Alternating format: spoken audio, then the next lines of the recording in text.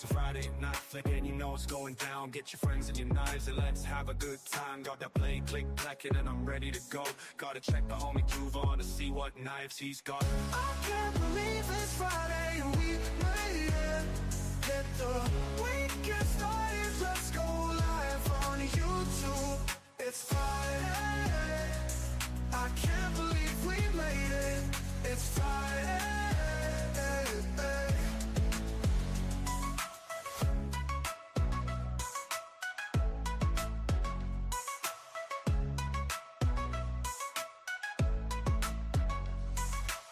I can't believe it's Friday and we made it. Get the weekend started, let's go live on YouTube. It's a Friday night flick and you know it's going down. Get your friends and your knives and let's have a good time. Got that blade click clacking and I'm ready to go. Gotta check the homie Juve on to see what knives he's got. Oh, gotta check the homie Juve on to see what knives he's got. Oh, I can't believe it's Friday and we made it. Get the weekend started, let's go live on YouTube. It's Friday, I can't believe we made it. It's Friday.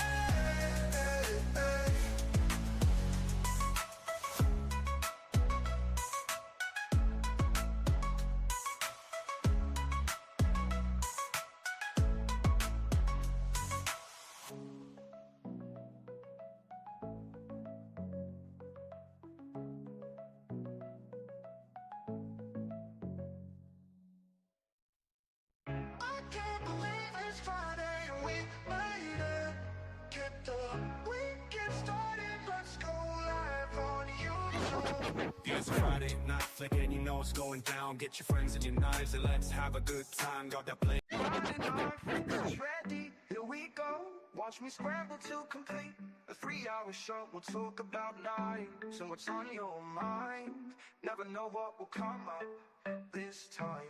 We vibe and we chill, including spirited debate, but we do it with love and never with hate.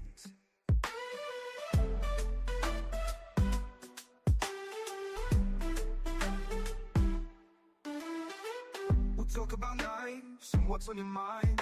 Never know what will come up this time. We vibe and we chill, including spirited debate, but we do it with love and never with hate.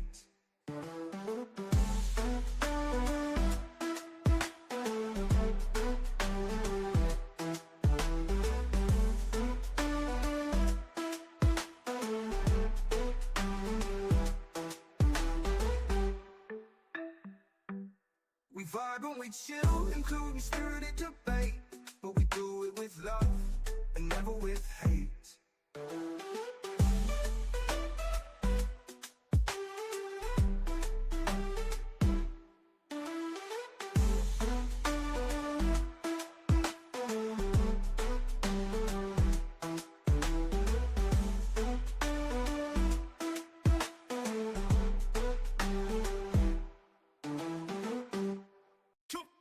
Lights go dark, the stream comes on. Javon's here, the vibe is strong. Click and clack, the steel in sight. Every edge sharp in Friday night. Night flicks dance under the light. Blades that shine and cut so tight. Handles spin and edges glide. Friday night flicks worldwide.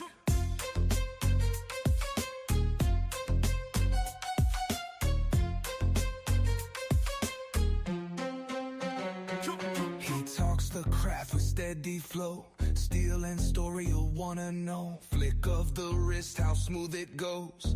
Every frame a master show. Night flicks dance under the light. Blades that shine and cut so tight. Handles spin and edges glide. Friday night flicks worldwide.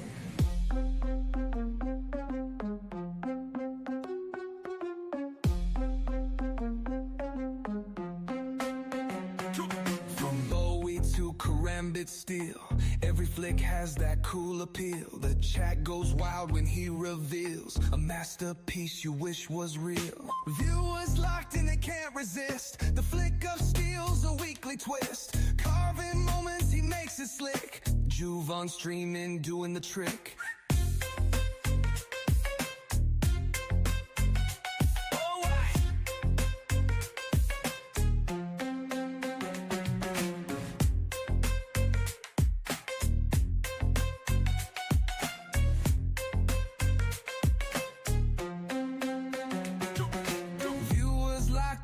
can't resist. The flick of steel's a weekly twist. Carving moments, he makes it slick. Juve on streaming, doing the trick. Worldwide.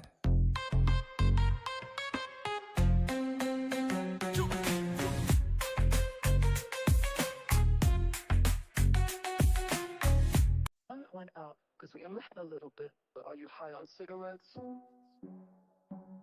And when that stuff runs out, you're gonna wanna make it. Are you high on cigarettes? Let's watch Tuvon's Witness and get high on cigarettes. Let's watch Tuvon's Witness and get high on cigarettes. Let's watch Tuvon's Witness and get high on cigarettes. Let's watch Tuvon's Witness and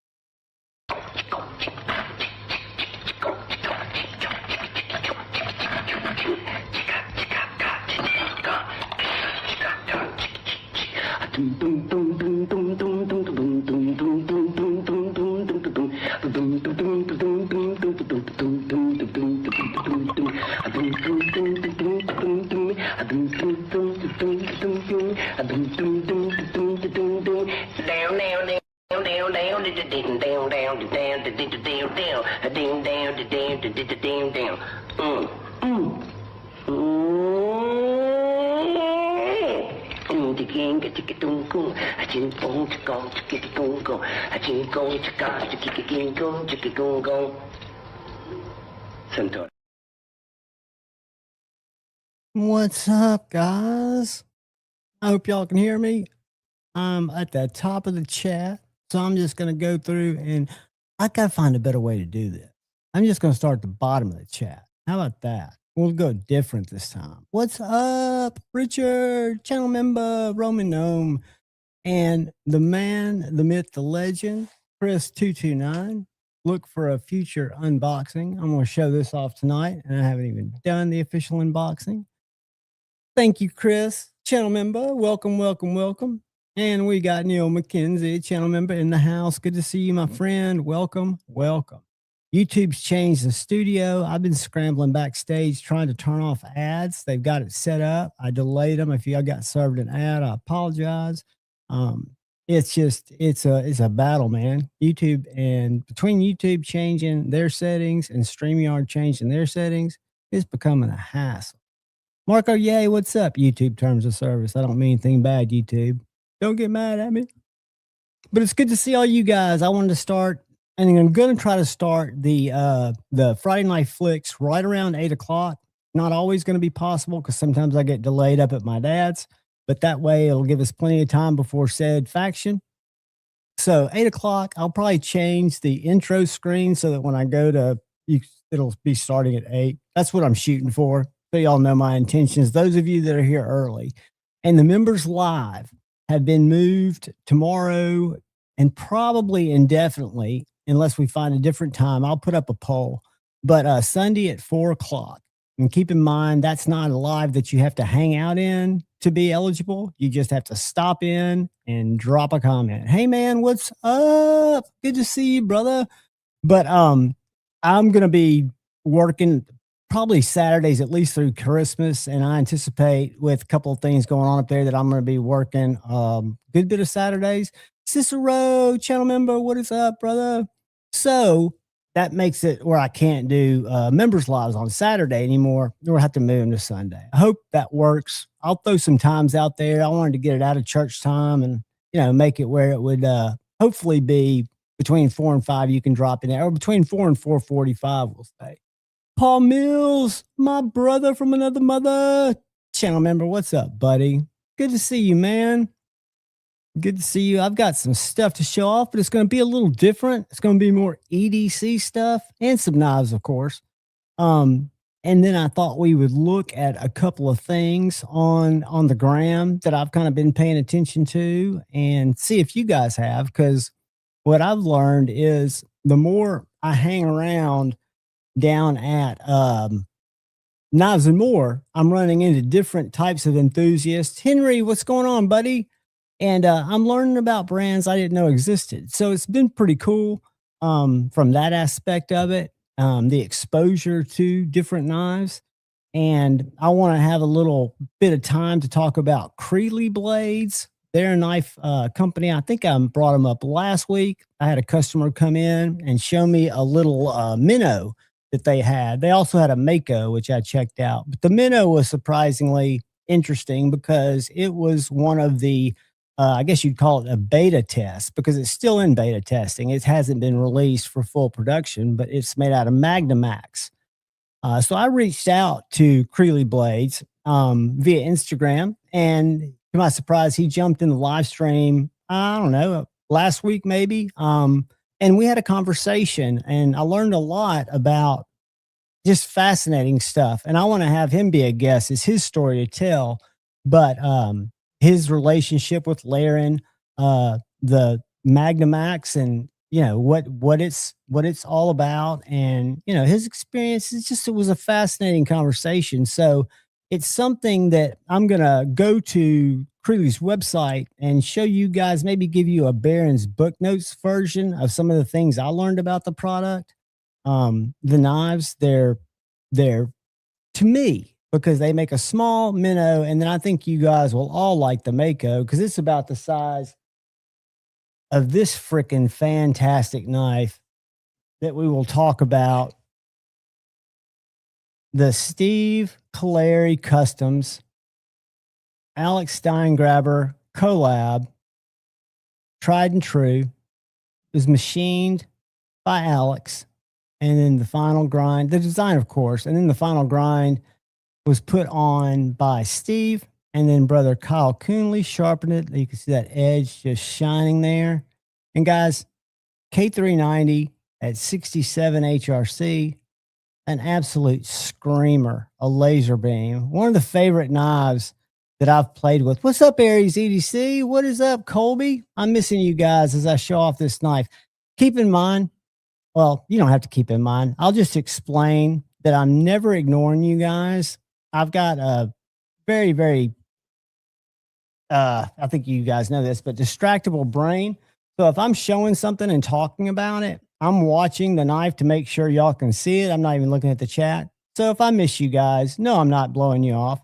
I would never do that. But the tried and true, I don't know how often this is going to be available. I don't know if they're going to do other runs of this, but it just shows what's possible when you get someone who's a full-on custom knife maker, and they partner with a small USA manufacturer maker who has, some CNC capabilities, and is able to, make things just freaking awesome. We'll play with this in a little while. The other thing I wanted to show off is not a knife, it's a sheath. And I don't shill for knives ship free. I used to have an affiliate link with them before I got banned from Share Sale, but it's not about that. It's about these little weird sheaths, right? Now you can get a custom sheath made, and I never want to take anything away from our brother, 1931 Leatherworks, Lancelot Leather, Three Feather EDC, none of those guys. But they sell this little double sheath configuration in this size, which is the Pocono, and also in a larger size, which is only about a half an inch, 3/4 of an inch larger in every dimension. The Sonoma, I think, is the other one it's called, but they only have two. And it's designed to have a flashlight or a pin, or they say another EDC item, but I find it perfect for big knife, small knife. When I say big knife, this is a Bradford Guardian 3, so it's by no means a big knife. It's a small knife in the big slot.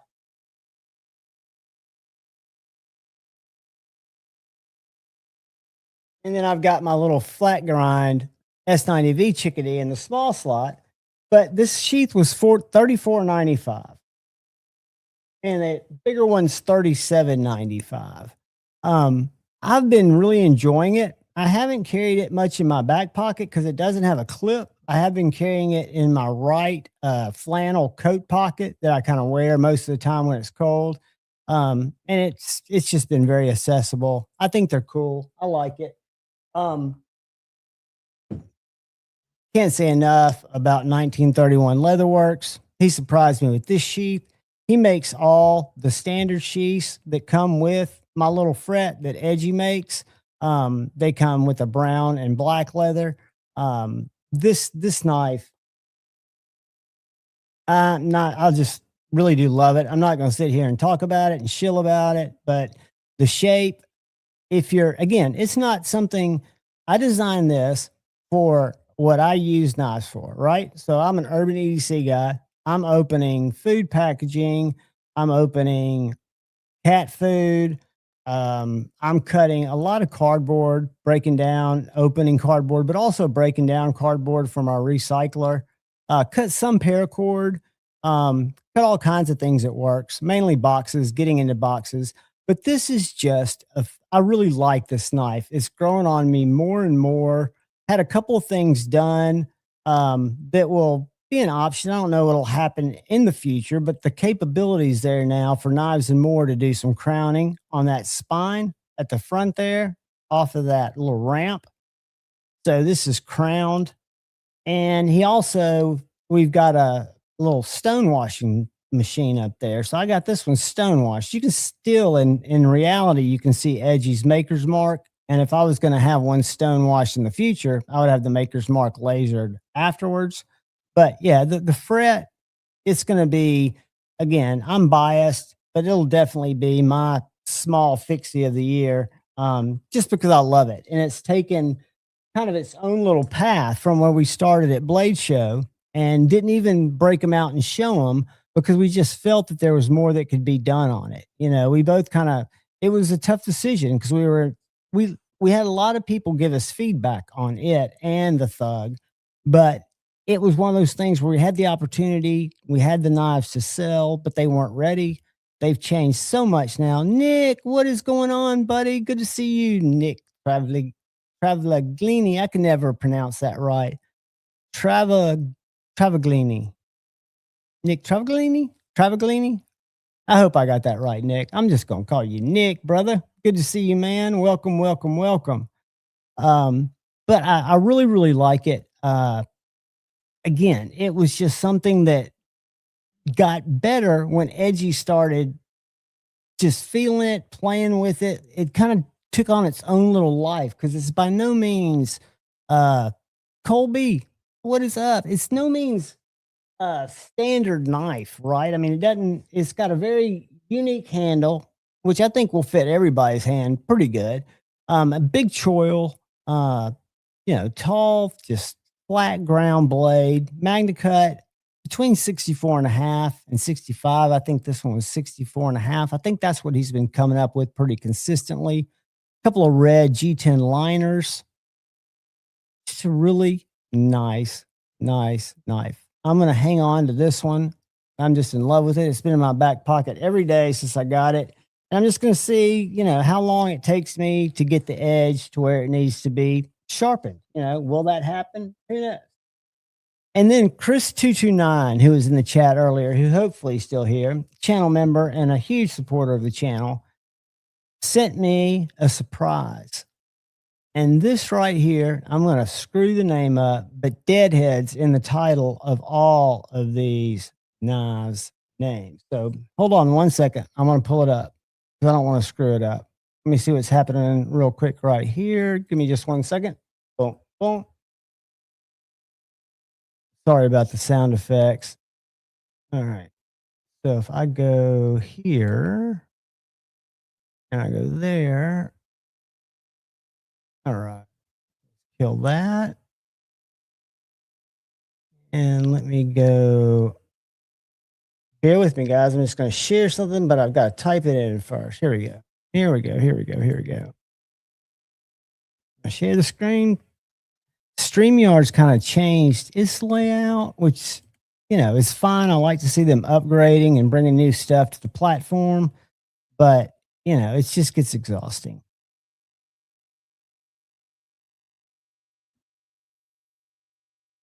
Why did it come there? I didn't want it there. There's some. So, auxiliary manufacturing. Oops. This little guy right here is called the Carl Jr. Deadhead. I'm a deadhead. I'm proudly a deadhead.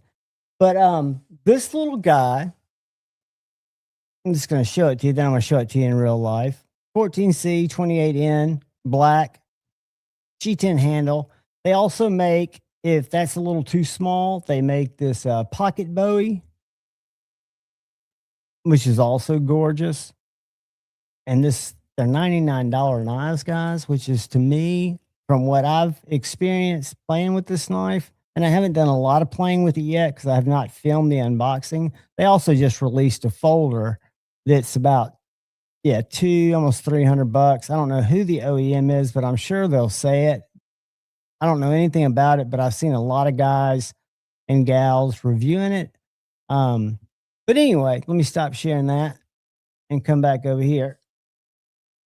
So this little guy comes in a Kydex sheath with a little tech lock on the back, right? But it's set up for either a short or a long ulti clip because you can buy those and check out if you want to. I've got it set up to ride deep, ride dirty, got great retention, and it is just a little pokey, splinter removing, box opening, flat ground shreddy with a really nice rock pattern jimping there. I've tried to add a light. I really don't have room to add one more, but I could use one more light for my table here to get it a lot brighter. But this is a great little knife, and I can't wait to kind of put it through the test, see how the 14C does. Just really cool stuff. Brian Ellis, channel member, what is up? The man, the myth, the legend. I've got your scale sitting here, but I left it out. But Ryan is the proud recipient of an Ultim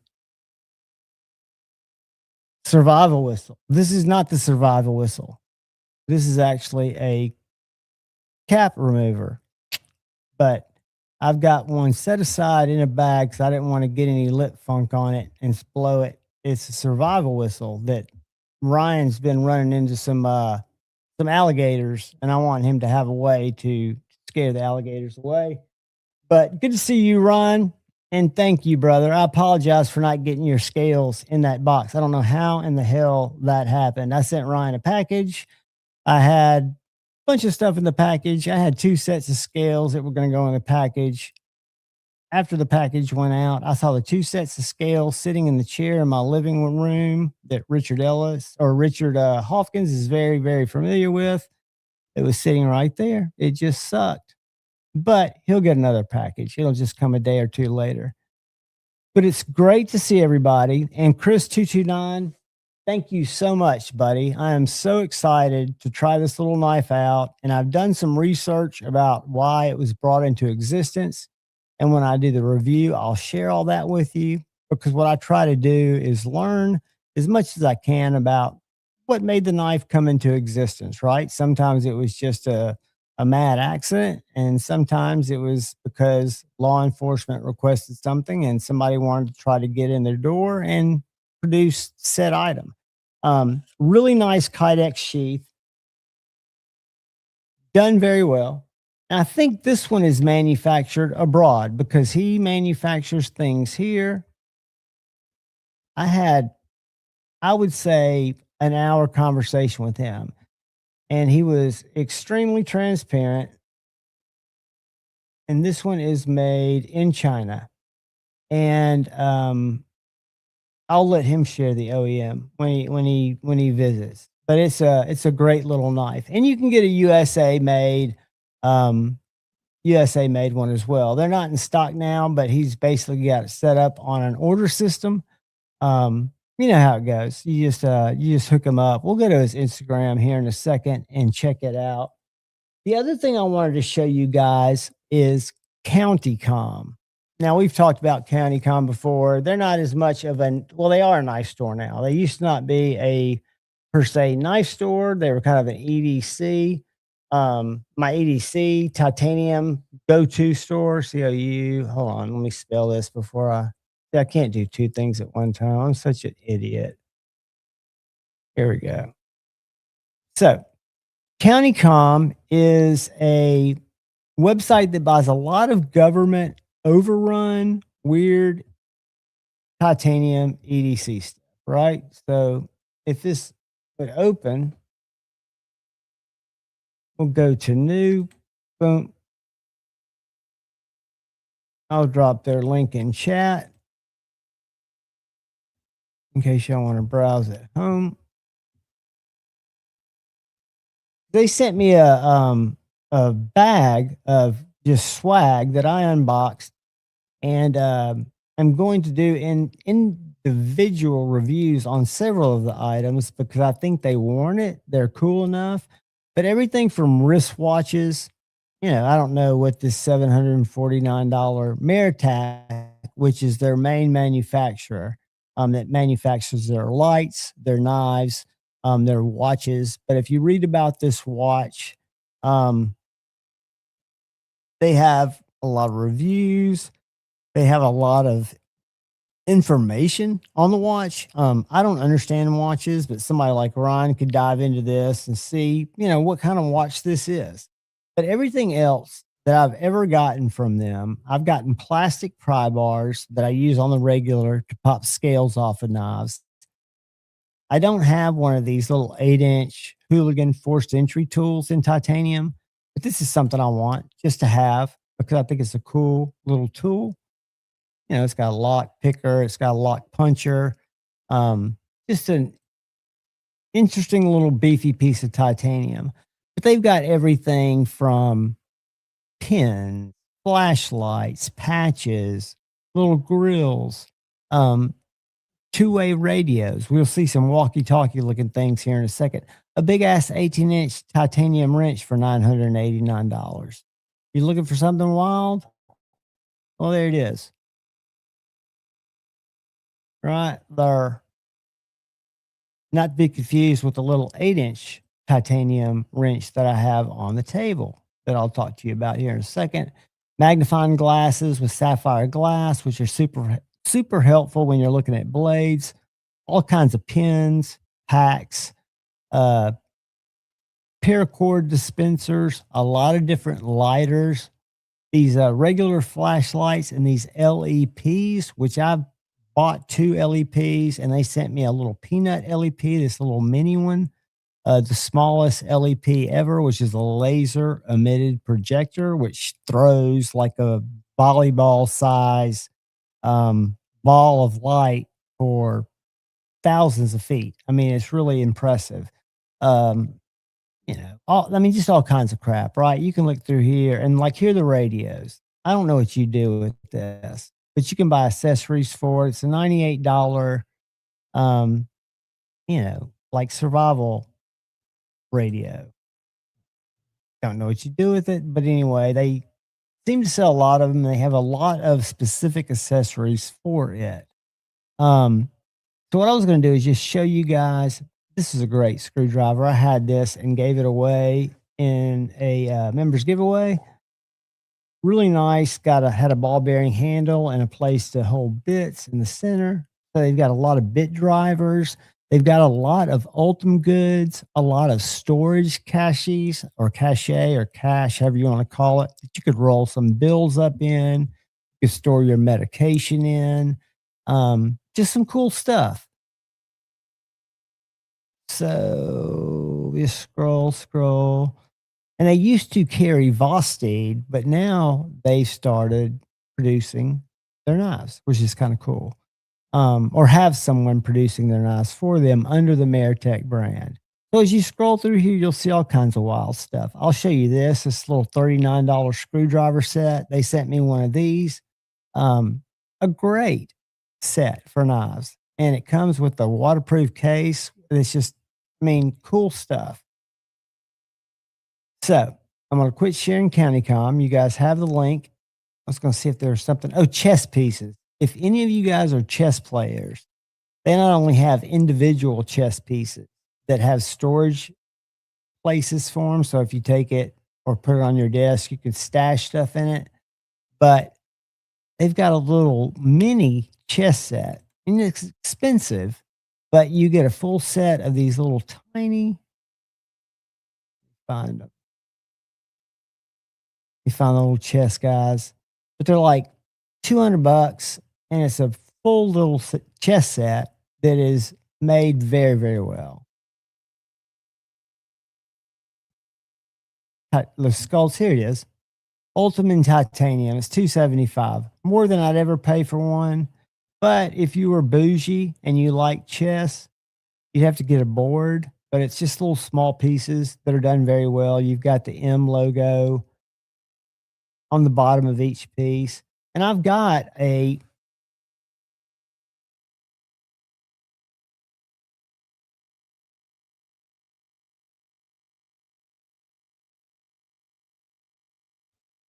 I'm gonna stop sharing.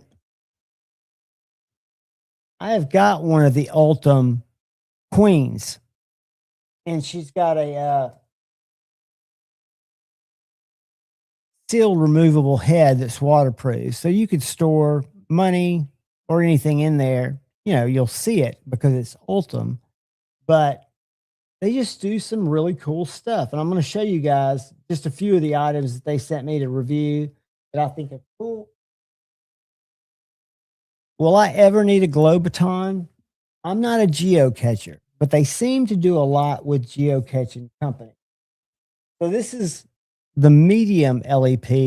I actually bought this. I've got a large one too. So what I'm going to do is I'm going to shine this bright ass light, which is just shining a small little basketball. I mean, that's how small it is in diameter, but it is so bright. Charge this up real quick. And so this could go on your keys, like keys to a boathouse or something like that. The lights aren't going to let it glow, but it's very, very bright. And something like this, like $6, $7, and it's like heavy impact, kind of rubberized plastic. But they do these. I've got them on a couple here to show you, but they've got these little glow tags that are for marking trails, right? So you can buy 1 or 2 packs of these. And if you're hiking from your cabin to the lake that you go to and you wanted to mark off your trail, good stuff for that, right? And they glow for almost about 45 minutes, according to what they say on the website. And then they sent me this little mini LEP. So if you look at the bezel, or I guess you'd call that the bezel, instead of having a flood style bezel, I don't have one of their floodlights out here. I've got one in my pocket. Floodlight, is going to have more of a wider throw. This is just a throw light. And all you do with this one is you just turn it, it unscrews, or you screw it closed. And when you get it all the way closed, it makes a connection and it throws that light, I mean, forever. So like if I shine it on, let's see if I can get the end of that to glow from here under the lights. Not enough for you to tell. But again, do you need this? It doesn't help you find keys. It's great for shining in somebody's eyes if you want to like blind them temporarily if they're coming after you, or if you want to signal somebody. It's just a cool big boy toy is the way I look at it. And then they've got things like this and all, or I think they called it a Marlin spike maybe, but it's good for unwrapping or doing paracord projects. It's got a little pin holder. It's titanium. It would also be a good hat pin / eye socket jabber, but very light. Just another cool piece of titanium, right? And then this is one of the glow tags that I put on a couple of these smaller items. So this is just a little toothpick or a eye poke, a little safety.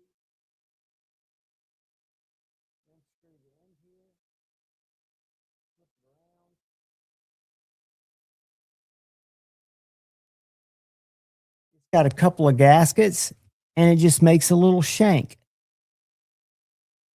I mean, spy shit, guys. And I'm about to show you my favorite little spy piece of gear yet. But, shut up. Since I ruined it, I'll jump to it now. But this is the tiniest of the available ones of these. They make a small, this is a tiny, they make a small and a large. The large one is about, probably about that long. I think it's 1.5 inches. But this is a grappling hook. Of course, it wouldn't hold my weight, but it's titanium.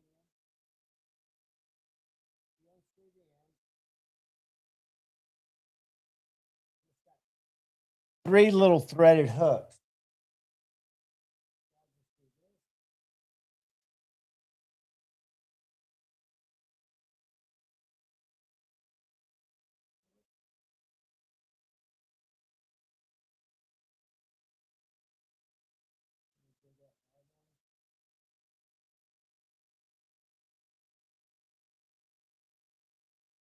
And then I guess I could use this if I drop something in a pool, or if I wanted to, I mean, I couldn't go swing from anything with it, which would be cool. I don't think the big one will hold you either, because the spikes are threaded in there. They're not going anywhere, but I wouldn't want to put my weight on it.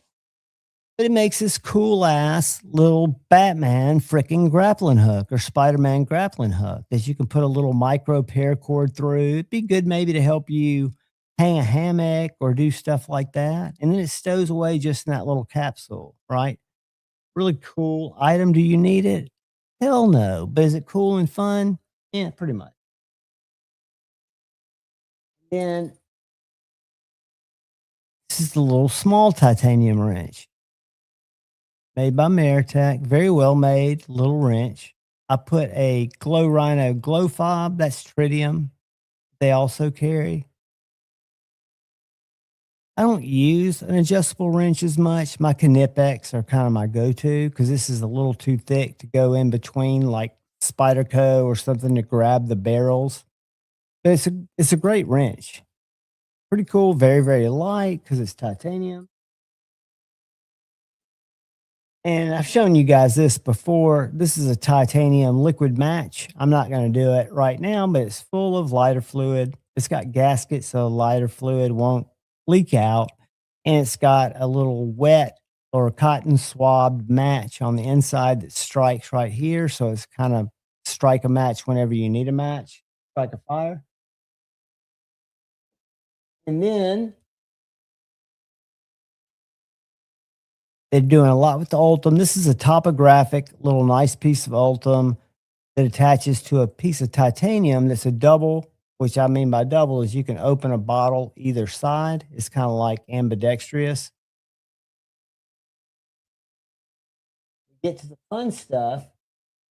They've got 2 very original style knives, in my opinion. Now, this is a knife. I forget the name of it.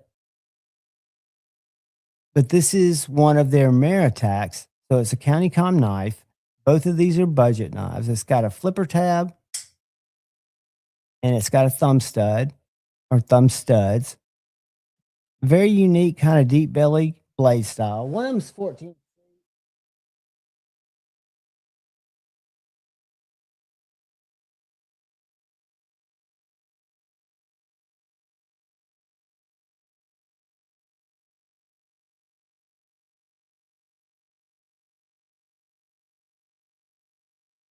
Yeah, the black one's 14C 80.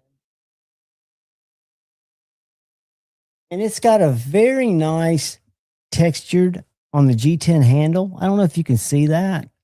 There it goes. But it's not too aggressive, but feels really, really good. The action on it is great. Does have an orange backspacer. Orange is one of their things because they're an outdoor company and they want visibility. That's why they do glow in the dark stuff. That's why a lot of their gear is in orange. So it's easy to spot on the trail. So, and both of these are budget knives. So this is one of the knives, liner lock, 14C 28N and G10. Other one is this guy right here. which is Ultim. It's got kind of a topographic pattern on it. It is thumb studs and flipper. A little different blade style. And it's a button lock. It is D2, I think. Yes, this one's D2, but it's priced accordingly. But these aren't knives. These aren't Vostis, which is what they carried for over a year. I mean, I love to see them going out, whether I love the designs or not. I do want to carry them. I do want to cut with them. Uh-oh. Sorry, guys. I'm getting all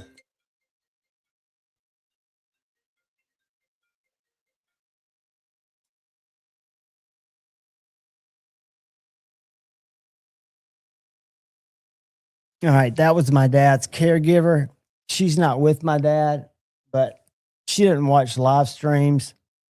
She's about to yeah, I'm not talking to her. So what I'm gonna do is I've got to fix my camera. I'm sorry, guys. That totally sidetracked me. And that pisses me off. Because Pam's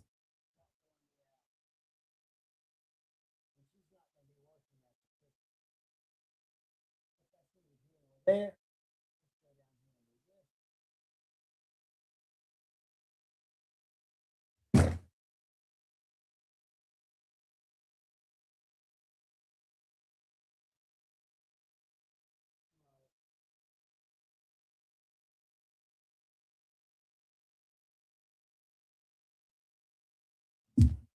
Talk amongst yourselves. Right back. I've got more stuff to.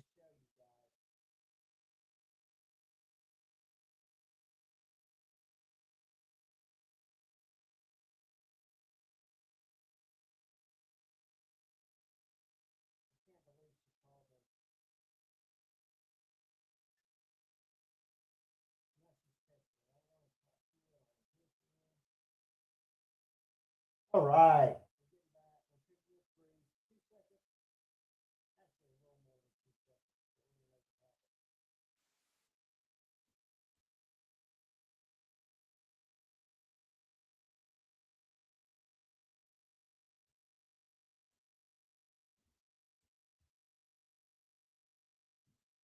I got to move that dead one. All right. Sorry about that, guys. But I was showing you this D2 version, and I don't know the price yet because I have not reviewed them. I just unboxed them. But I will. Brown Sugar, howdy. Sierra Rick, howdy. I haven't been checking the chat because I'm trying to show you guys a few cool things. But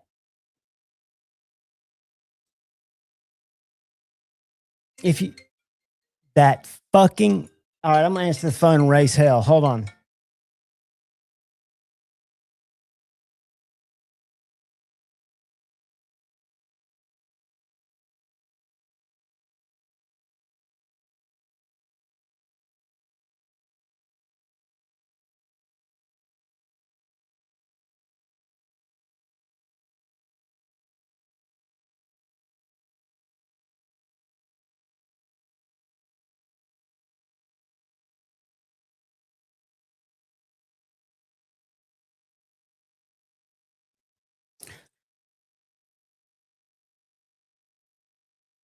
I was nice because it's the holidays.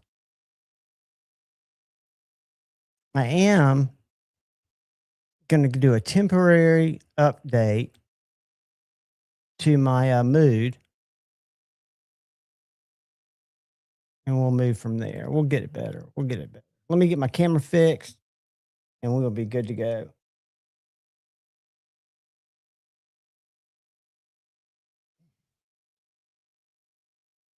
If you knew, I'm not even going to get into it because it doesn't really matter. But she's about my age, and the simplest things, the simplest task, the simplest, please send, she can't complete.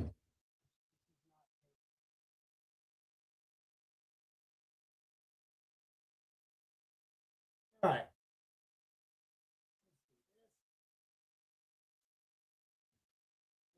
Jacking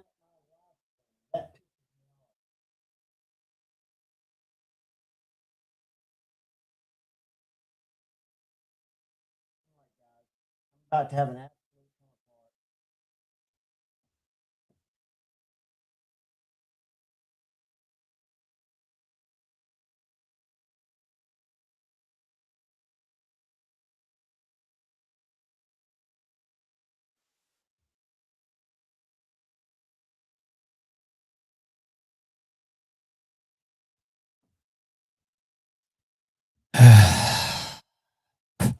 I thought I killed it. I thought I killed it.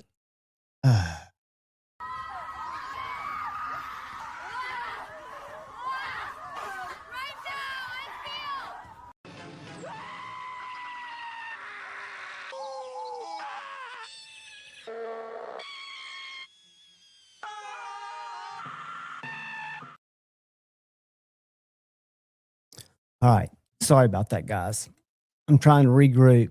Rody, what's going on, brother?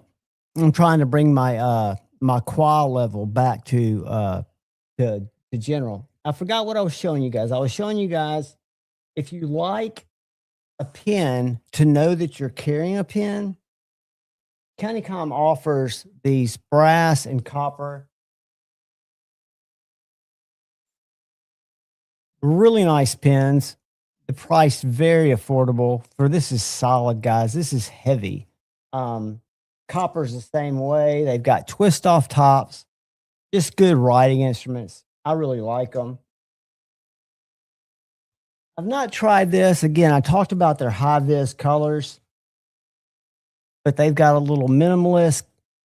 What do they call it? The RFID. These little, like, I guess, screen in here keep you from being able to just zap your information from it. So it is secure, believe it or not. Just a little bifold. Don't know if I'll try that. May make it to a giveaway. And then this, I didn't know what this was. I had to go on the website. This is one of their little, again, everything's designed to be either on your pack or on your key ring. This is for, I would think, pills or medicine. Got a little fully waterproof because it's flat or rubber. Got this top. So it's just a little small waterproof box that I guess you could put on your pack if you had tinder. You know, it'd be good for storing fire starter stuff. You wouldn't be able to store a lot of it, but you definitely get a fire out of that. And then I don't have the whistle out because that's going to Ryan. I screwed him over. But I do have this. And guys, this is under 40 bucks. It's got a glow in the dark. First of all, it's a fully insulated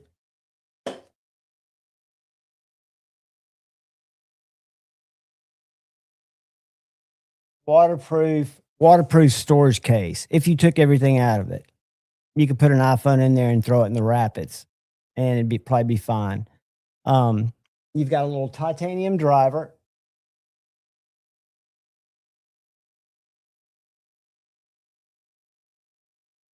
Nice ball bearing. Spins great. And then you can tell it comes with a place for you to put any bit that you could possibly want. It does have 6, 8, 10, 15, I think, maybe a 20. But you could add your Weehaw bits because these are just kind of off-brand bits, I think, Meritech probably, but they've got all different shapes. So if you've got weird things around the house, but this is a cool kit. And it's, like I say, the case itself is fully sealed. And that's glow in the dark, so you can find it if you charge it up. Thought that was cool.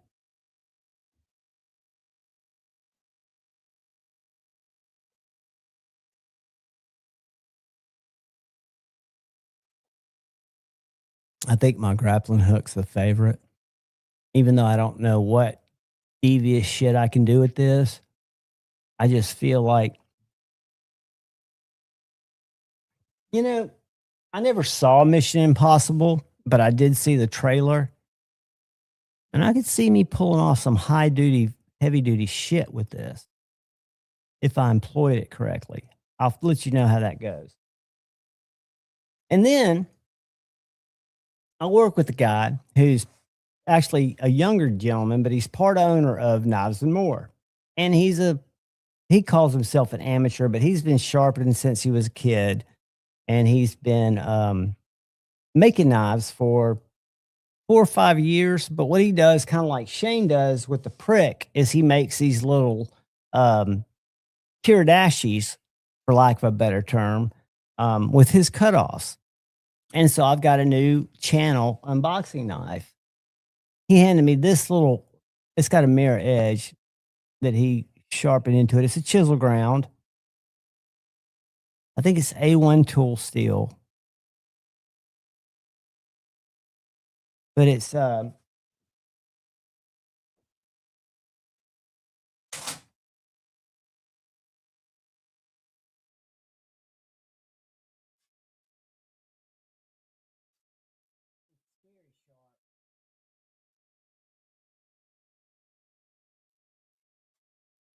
I'm not the best with the chisel grind. I don't know if y'all saw that under the camera, but it's a great box opener. It's a great little interesting knife. And he made it. I thought it was really cool. What is up, Colby? I think I said hey. I don't know. I didn't say hey to my man, the limit trauma. What's up, dementia trauma? Mike, what's up? Who else have I missed? I'm looking at the chat for a second before I show you the next thing. I'll probably forget the next thing. It was going to be remind me, Steve Clarey's knife. We're going to separate shit with that. Oh, dude, I hope it's not a recent one. Recover quickly, dude, and just stay positive. I know those are tough.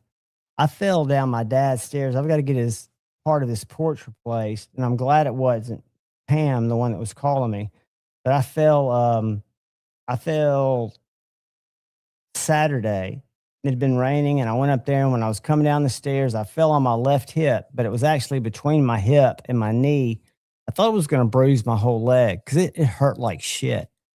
But I know how quick I could have really put myself in a spot. I mean, it was terrible. Be Shady, I said hey earlier, but I don't think you were here, brother. Good to see you. But mine was almost from falling down 3 stairs, and just landing on my hip. And what bums me out about it is the one thing I've been good at, because I've done it so much, is falling, because I skateboarded since 1976. So I always usually don't fight the ground, but falling backwards, going down 3 stairs was a totally different, I couldn't go rodeo clown. It was just it sucked. It was the worst for sure. All right. We're going to have a little fun in the sun real quick.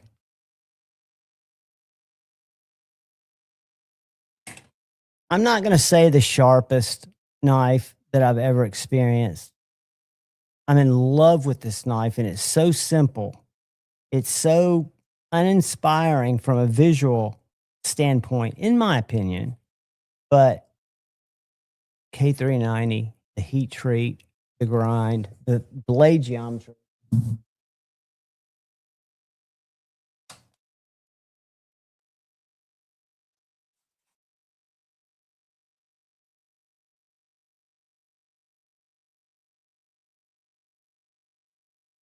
I like to do it slow so you can hear. I don't know if you can hear it going across.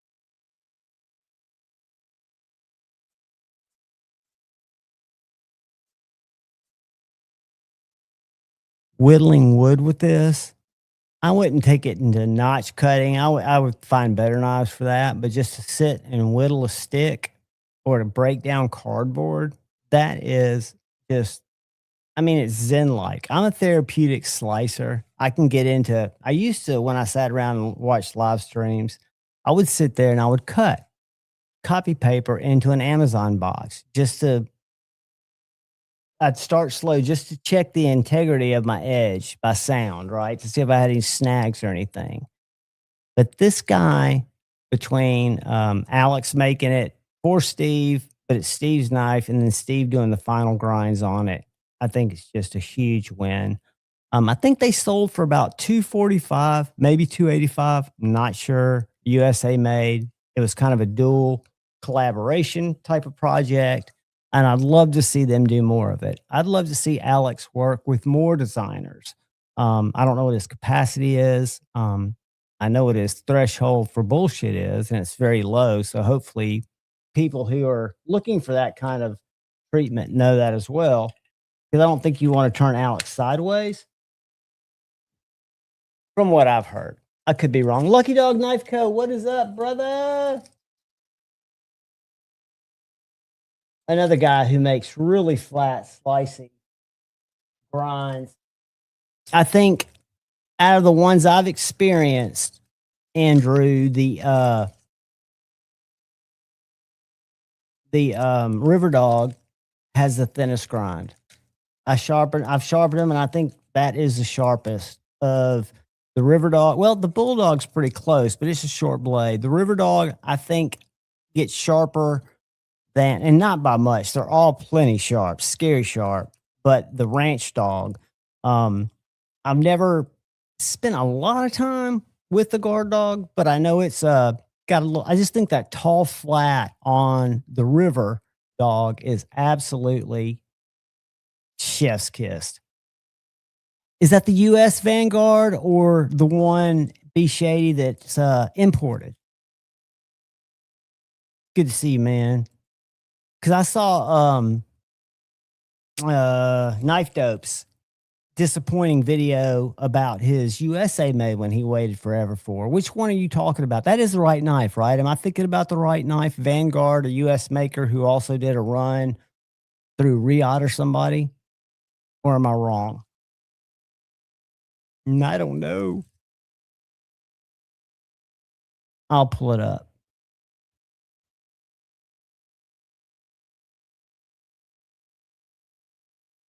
I'm actually kind of carrying a blast from the past, maybe not a blast from the past, but a knife that doesn't get the hype anymore. And it's a fantastic knife, one of my favorites. And I don't carry it much, so I forget about it. Let me share this and see if this is it. Is this the Vanguard you're talking about, my brother from another mother?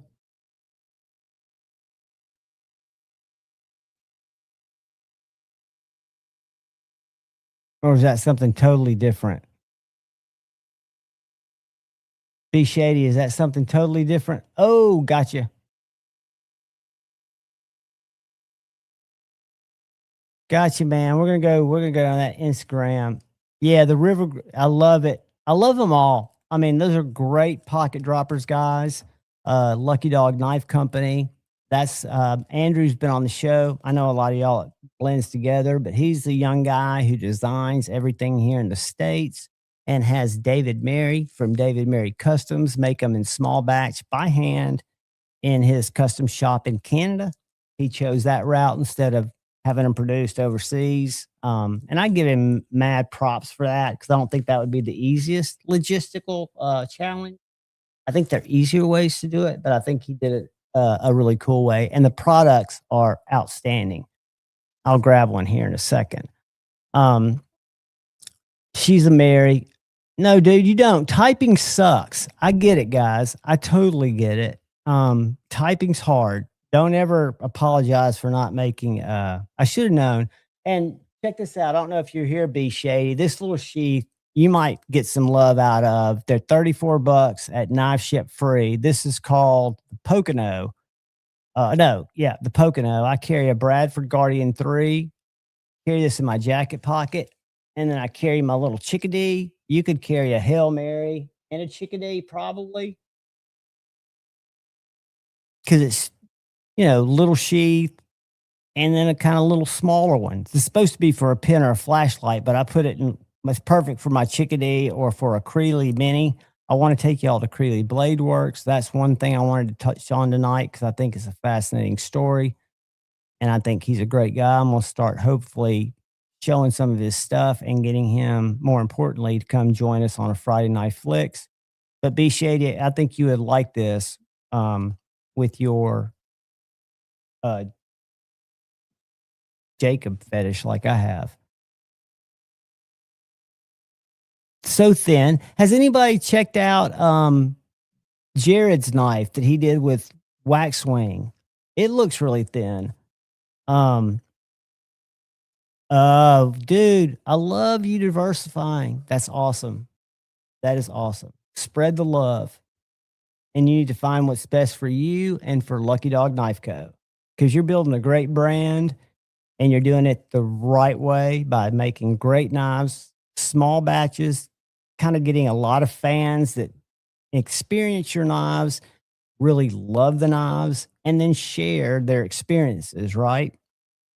And that's what I think makes a custom knife, even though I'll be the first to say my fret is not the most refined, pretty art knife that you'll see out there, but it was never designed to be. It was always the reason I wanted to always do something with Shane is because to see how well the steel would perform if heat treated properly, right? To see if it made a difference. I'm trying to educate myself. It's almost like a science lesson. Will I ever cut enough to know?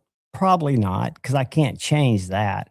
I can't make myself go buy 100 feet of sisal rope or whatever it's called and sit out and cut it. I just don't have, my ADHD wouldn't allow me to do it. I'd cut myself accidentally. But I do plan on breaking a lot of cardboard down with it because I hear that's pretty rough and that should dull it as fast as pretty much anything. I don't want to cut it through anything crazy just to try to dull it because, again, I want to use it and report back to you guys on what I think of it. Because it's a different beast, right? It's definitely not an everybody knife, but I think it's a cool ass. Another one, I'm going to have to love on a couple of things here. Three Feather EDC, who makes these sheaths on his website specifically for almost every Kaiser fixed blade out there. So they're very economical sheaths because they're paired up with Kaisers. And this is one made for the mini harpoon. He asked me which Kaiser, I carried the most, and I've got a couple of these mini harpoons, and it's definitely my first or second favorite. I really like the Drop Bear Sheep's Foot, but this is probably my sliciest favorite, this Maverick Customs collab. But this one is one of the ones that just came out in December. It is in M390 and regular carbon fiber. I think it's $119.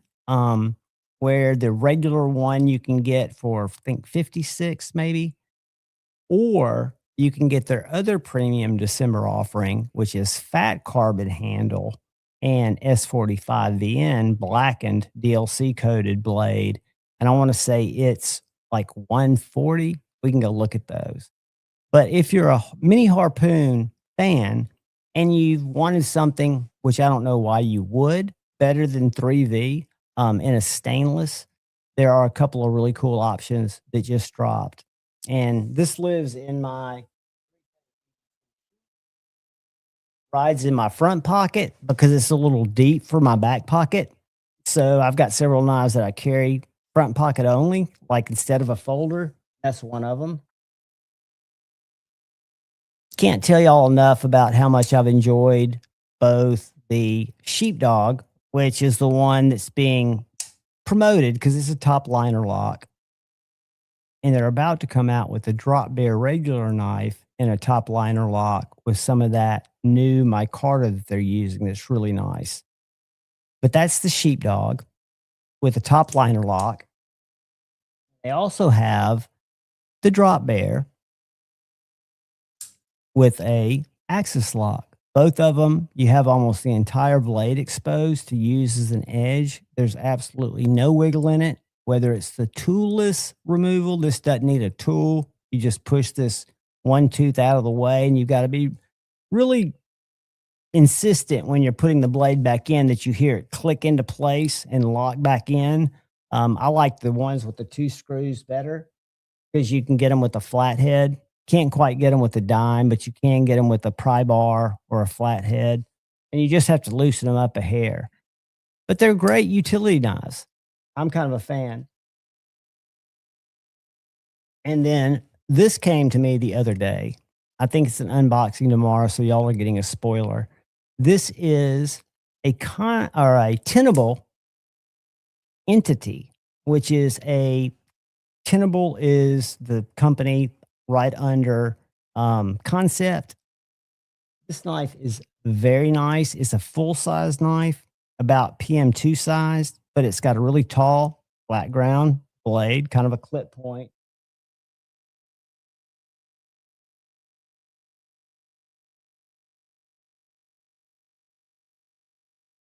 I don't remember if it's 14C or hold on a second. Give me 2 seconds, guys. I'm sorry. Full entity.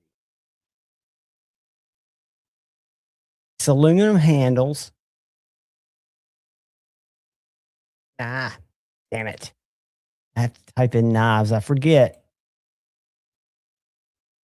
I'm sorry. I'm just train wrecking the stream tonight. It's been a crazy day for me. I've been a little running. 14C28N with checkered aluminum handles. Looks like it's about $78. But it's a big size knife. Very solid button lock with a flipper tab. I've just unboxed it. I've not carried it. I don't think it has a reversible clip. It does not. It's right hand carry only, but it's got really nice checkering in the handle. This is probably going to be a little tough on the jeans. Anytime I see that it's got checkering on the side that's going to go against my pants, I know that's going to get a little extra wear and love. But whether I push button it, push button, light switch, it's just balanced really well. T8s all the way around except the clip, which is T6s. Got a really nice, I don't know if that's DLC or PVD coated 14C blade. And reliable. I've whacked it when I unboxed it, spine whacked it, which I hate doing. But no lock stick, very nice button. It engages well. And I'm kind of hip on it. It feels like a tool. Hey, Illuminati. Sierra Rick, what's up, brother? I appreciate it, man. Stick with me through my broadcasting, if you call it that, struggles. But that's a cool knife. And then some of the Kaiser Christmas stuff. Brother, trying to think who won Sunday. Whoever won Sunday chose the little beaver, which was one of the choices, over the sheepdog utility knife. But this is a hare, a Kaiser Hare hare. And this is a Merry Christmas version. It may be one of the choices for Sunday's member giveaway. It's a really nice knife. It's in I want to say Nitro V, and it does have Christmassy stuff, like their Halloween stuff had Halloweeny stuff. But it's still cool. They're collectible, allegedly. They don't make the same patterns each year. Kind of whimsical. And usually I have a folder alternative. So if you're not a fixie person, Laser Ghost, Donnie, the Funkster, Clown Man himself. What's up, fuck stick? What else we got?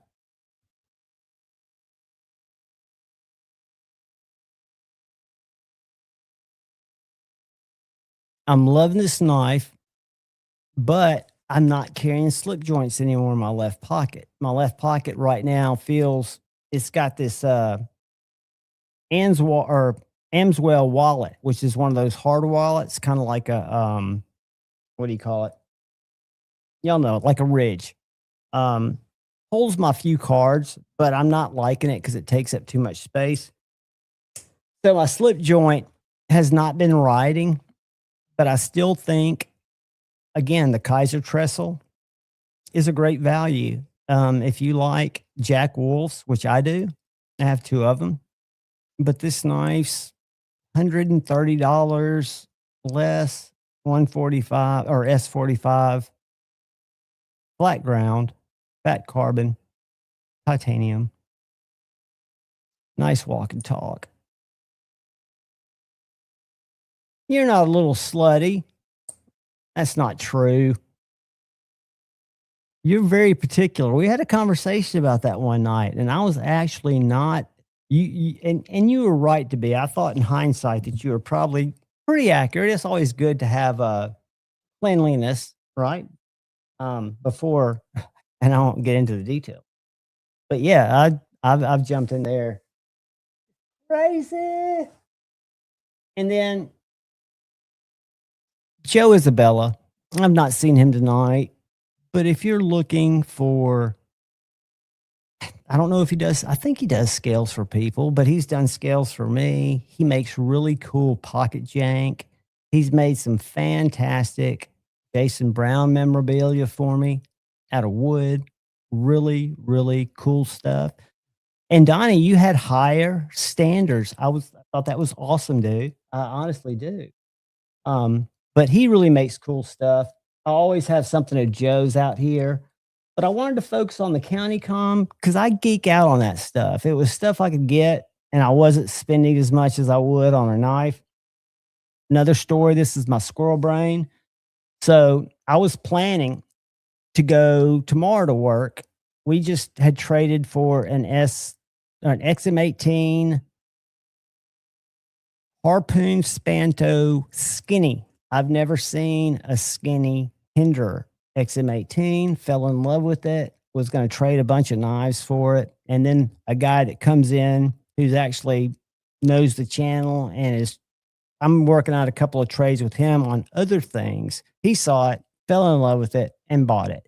And I'm kind of glad because it takes it. I don't need a Hinder or skinny, and I got to hold it. I got to handle it. It reminded me not quite as much of a difference between a Medford Midi Marauder and a Medford Slim Midi, but damn close because your blade's a little thinner, your handles are thinner, and it just makes for a great little lighter Hinderer with the same dimensions as an XM18. So I was stoked to handle it. Thought I was going to bring a bunch of just random knives and try to put enough together to trade for it. And I'm kind of glad I'm not because I was looking at losing a couple of ones that I really like. One, and I wouldn't have even looked at this knife last year. And this is, I'm going to call this Javon's bad advice, but it seems to make sense to me. So we've talked about the Microtech dilemma. That one of the changes between their Generation 3 Ultratech and their Generation 4 Ultratech is they are no longer offering zero blade play. Not a big deal to a lot of people, but basically it's because they maybe got some ideas on a stop pin from Gavin's knife, and maybe he had a judge stop it. I can't imagine why else they would pump it up in Gen 3 and then on their marketing pages talk about why it's gone away. So I was going to trade this knife, and I love it. It's a zero blade play, and this is my thought. Maybe I'm crazy.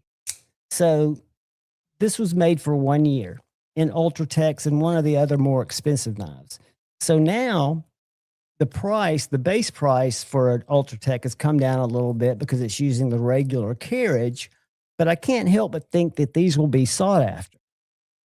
If any of y'all are looking for a Gen 3, which is designated by the zero blade play, it has to have ZBP because they also made some without zero blade play, has non-proprietary hardware.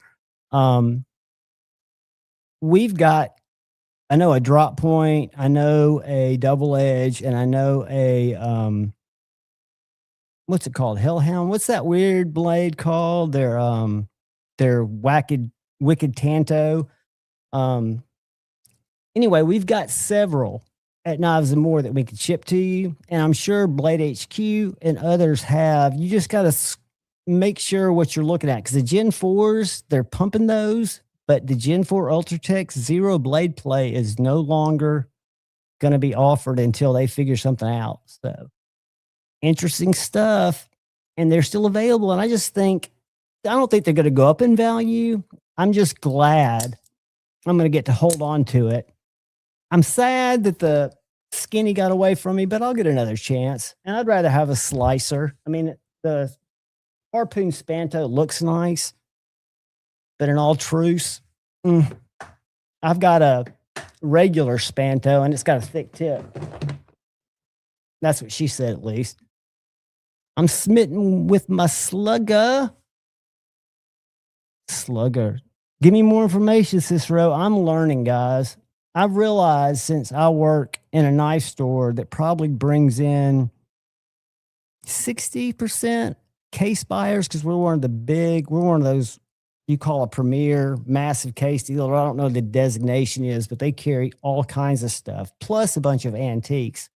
And if you want to feel ignorant, I've just had this year's catalog, what they offered that we always have to have in stock to try to learn basic patterns.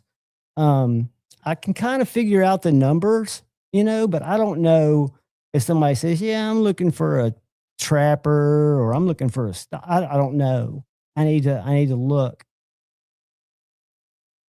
I just need to learn.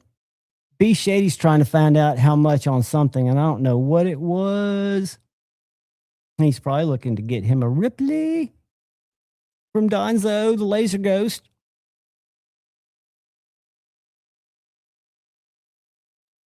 How much for?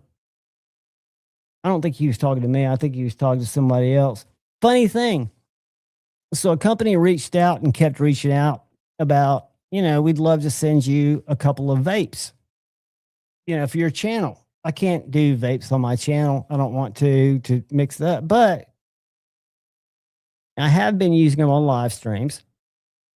And I got 2 flavors. This is the only one I've tried. And what's interesting about this is you can turn on the vape. That right now it's on vape off.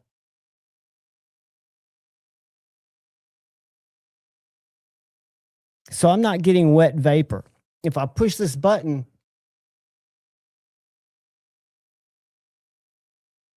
this is vape on. It's much wetter. And I've got a mint one too. You can charge it up. I'm thinking that the 75, it's been slowly going down, or how many hits it's got, because it's not refillable. But it's called Zero Cloud. And I think that's the even though I get clouds with the non-vape setting. Tack Knives Slugger OTF. That's damn sharp out of the box. Has a ton of extra. Nice, guys. Very nice. And you can find good knives for a fair price. What I'm seeing more and more of, and again, I'm not judging, but I see people coming in because they're local knife people that never get on the internet and look at knives. They're just not that kind of people, but they think clones are fine. They bring in Benchmade clones. And see, if a Benchmade dealer ever gets a Benchmade clone brought in for service or to be sent back, they're instructed to confiscate said knife. It can be kind of weird. And then you have to first take a video grinding the Benchmade butterfly off the blade, and then you destroy the knife on video. I've got a video out there of us doing that to a knife before I worked there. I just happened to be down there when they had it come in. Geek Machinist, what is up? Who else have I missed? I hate that I miss you guys. It just sucks. So, talked about, and then this little guy, I'm going to tell y'all I would pull up their website, but it's too much of a pain in the ass. The only thing hard about this knife, I've got it, or this flashlight, I've got it set up now the way I like it, but it's got a menu that's a bunch of different button clicks. So Tate, who is the guy, my buddy down at Knives and More, who's the young guy who I hung out with at Blade Show, one of the owners, he said you need to check out an MCR, I think D3AA. This is a $34 flashlight that is made by a guy who will let you choose the optics, the board. I mean, it's a great value. I ordered it from work, sight unseen. It came in. I'd forgotten I ordered it because it was just something that we talked about at work. And I said, "Oh, yeah, you like it?" Guys, it has, and it does so much stuff. But when I turn it on and then turn it off, you guys probably won't be able to see this, but it has little LEDs that light up in the back. Watch this. So I can ramp it up, get it really bright. But when I turn it off, it'll glow these little LEDs. I mean, it's just a great light for $35. It's called an MCR, EMSIR. And I will do a review on it, but people don't watch reviews. So let me see if I can pull it up and share it with you guys if you are light people. And I know most people aren't. I used to dump out at Lefty's Lives when he started talking about flashlights. So I won't do this to you, but I will share. See here. DA is that M is SAR. So if you guys have a pen, this is it. And they make them with other sizes. This was just a small one and it fit a need because I have lights in other sizes. This has actually replaced my FocusWorks as my daily driver. So this light's $35.81. You can choose the color. I'll put the link here. I was going to put the name of the light, but y'all go, if you're interested, go to this link and bookmark it. Took about, and I had mine made like 10 days because they do put them together when you order them. So what you do is you choose your color,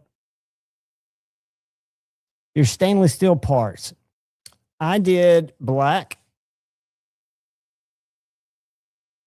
switch retaining ring type. I did the raised version. I didn't know what I was getting into, but I'm happy with it. Switch back plate color. This is the color you want it to glow. The little button in the middle, I did blue. LED tint, and this is where you choose. And if you're not sure about light whiteness, this is kind of what determines how white your light is. And then you can add button upgrades, magnetic clip tail cap. Did that. I definitely wanted that. It's $1.99. You have to get your battery somewhere else. I got a pocket clip. I didn't get a stainless steel bezel, but it came with one, which was weird. I didn't do the metal button upgrade, which would have been $3.99. So if I add this to cart, it's now going to be a little more.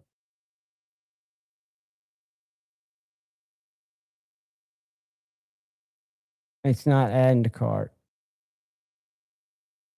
But if you read through this, this is made. Oh, I guess I got to pick one of these fucking things.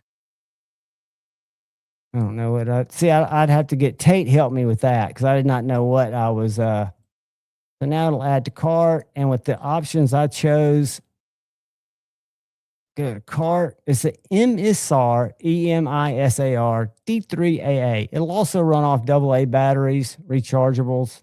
$48.79, the way I configured it. So again, it's, to me, a great little light that was recommended by the guy I work with, Tate Estes, who kind of gets into flashlights and other weird stuff. Terry, 1931 Leatherworks, what is up? But it's small, it's light, and it's got lights that come on after it turns off, and they look really funky. It's got RGB, I guess you'd call it, because you can make it do all kinds of colors.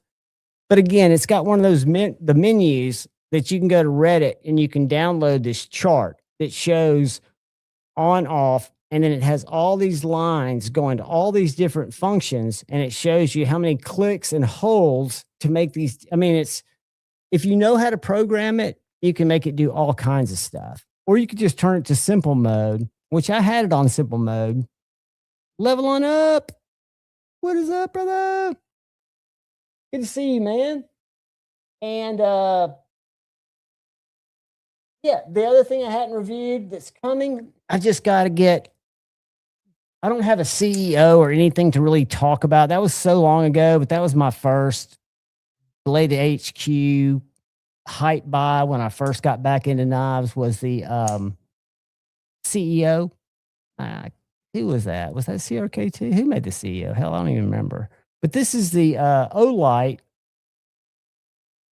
I forget what it's called, but it's very, very CEO-ish, except it's unique in that it's got G10 scales, but they're so close together because this blade lays in that channel so perfectly, which makes for just a great little gentleman's knife. And I'm not a huge fan of Olight or O-Knife, but they did a great job with this. And I think Kaiser's their OEM, so don't know who the designer is, but this is going to be an interesting review. I'm just not sure how to position it because it's a budget knife, but it's not, it's just interesting. It's an interesting knife. So I've got stuff that I've got to record that I haven't recorded, like the Curtis. I've got a Curtis F3 I did an unboxing on. I carry this knife, and this is going to make my top. I'm going to do a bunch of different price points. I've not had everything come across my table. Like, you know, I've had select knives come across my table, but I've come up with, I feel like, are 10 stone cold best ass winners that I've messed with this year, from everything from concept down to a very inexpensive knife that you guys will see, and some that are more expensive, but nothing that's super crazy because I haven't been buying anything super crazy. The Microtech will be on there just because of it going away. And I think anybody that's interested in Microtech, which I never was, that's my first Microtech out the front. I did buy the Ram lock, and I'm probably not in a rush to buy another one. I would like a dagger, but that was something that took me a long time to even want an out the front. But those Gen 3s, while they're out there, if you're interested, yeah, thank you so much, Five Door. Good to see you, Five Door. Channel member. Hey, buddy, I don't know if you heard earlier, but it's going to be Sunday at 4. I'm going to be working. It could be Saturdays from now on. I'm just not sure. I know through Christmas, so I apologize. And I'll put up a poll. This week it's going to be Sunday at 4, but we'll find a time to do it. You know, Saturday nights, I don't know what goes on, but I'm free. I need to rally Lefty back up and do some more off the edges. Want to buy something crazy? I could tell you guys, and I guess I can. I'll keep it all nameless. So remember me talking about the Hinderer Skinny that I wanted to buy, but a guy who watches the channel, really nice guy. He and I are going to trade some knives. He came in tonight. He fell in love with it and bought it, and I don't blame him. But the way that we acquired that Hinderer XM18 Skinny, it's brand new, never been used, Magna Cut, box is fresh, doesn't look like it's cut anything, Coyote scale, just like it came. He came in with his better half, his female companion. I was not there this day. This was the day that I was off. This was Wednesday of last week. Homeboy did not want to sell the Hinderer. Homeboy loved the Hinderer. Homeboy found himself in a very bad position. Homeboy, let's just put it this way. Homeboy's better half learned a little bit about what USA made knives cost versus what Civivi's cost. And I don't think that was something that was fully disclosed. And somehow Homeboy didn't cover his tracks, and she found the receipt. And that's why we gained that knife. And we get stories like that all the time. It's amazing. And I'm glad that I, for example, case knives, traditional knives, something that I'm trying to learn about. Guys, those things are like silver or gold. And the reason I say that is because they were collected in such mass for so many years, and those people are passing on. Today we had 5 books come in full of case knives from a father-in-law that they were going through stuff. And this son, and the guy that had the knives, didn't know what to do with them. And he'd heard, because Knives and More is one of the biggest case appraisers. I learned that we can offer to buy your knives, but you can also bring knives there for an appraisal. It costs, I can't remember if it's 20, I can't remember what the hourly rate is, but you don't get your collection appraised for free, because John, the main owner, the older guy, is a case aficionado. I mean, he knows. We had a guy come down Tuesday morning, drove down from Chicago, Illinois, with a tub, one of those little, I don't know how many gallons it is, but a tub full of books of case knives. And we made a deal with him. He went back with they made a deal. And that takes, so these knives have to be, I don't say restored, but cleaned up.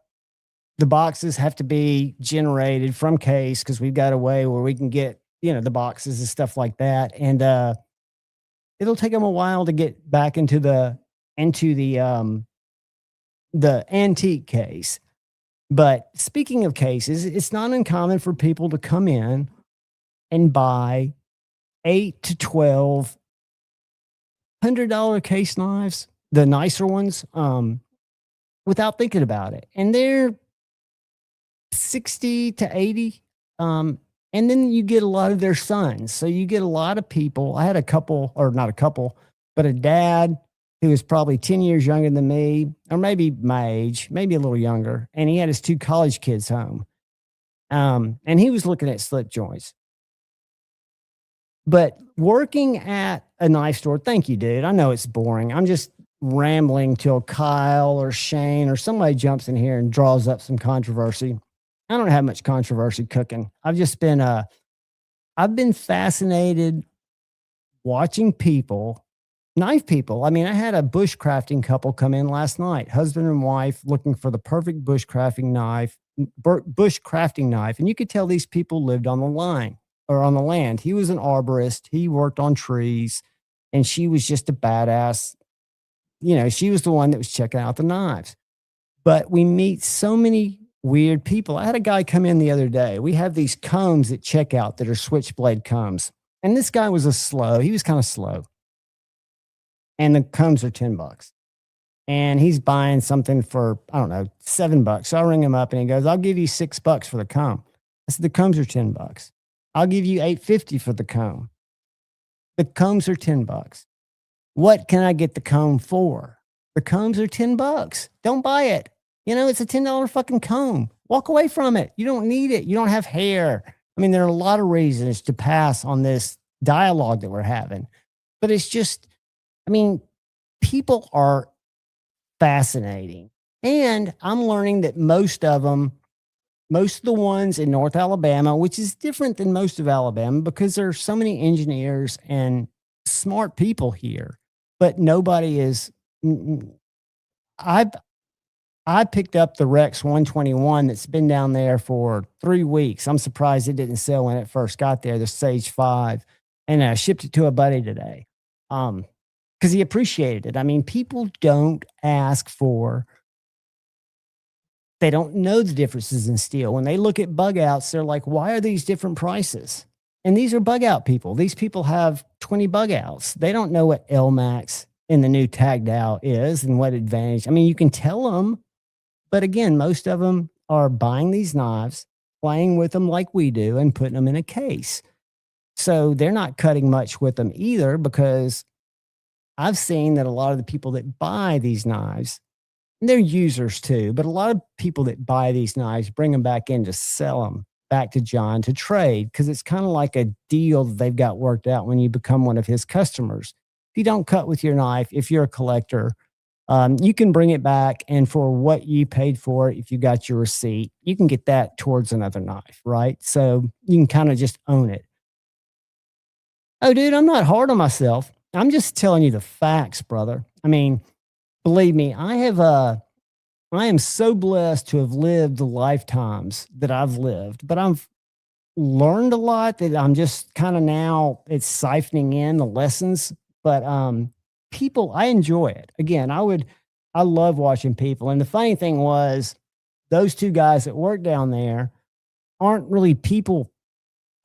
I am a people person. So I want to talk to people when they walk in, ask them what they're there to try to cut, what they're looking for, just because I like to engage people. I'm bored, right? So if I'm sitting there and you're walking around the store, I'm going to try to get you to engage and tell me what brought you in there and try to find what you're looking for so you can buy it. And they're just amazed that I spend so much time with these people. You know, they're just like, look, I usually let those people walk around and leave.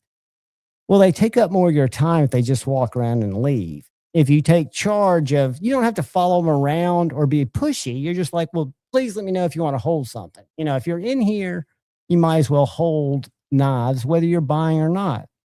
And, you know, none of us should hold knives if we've got the disease like I've got.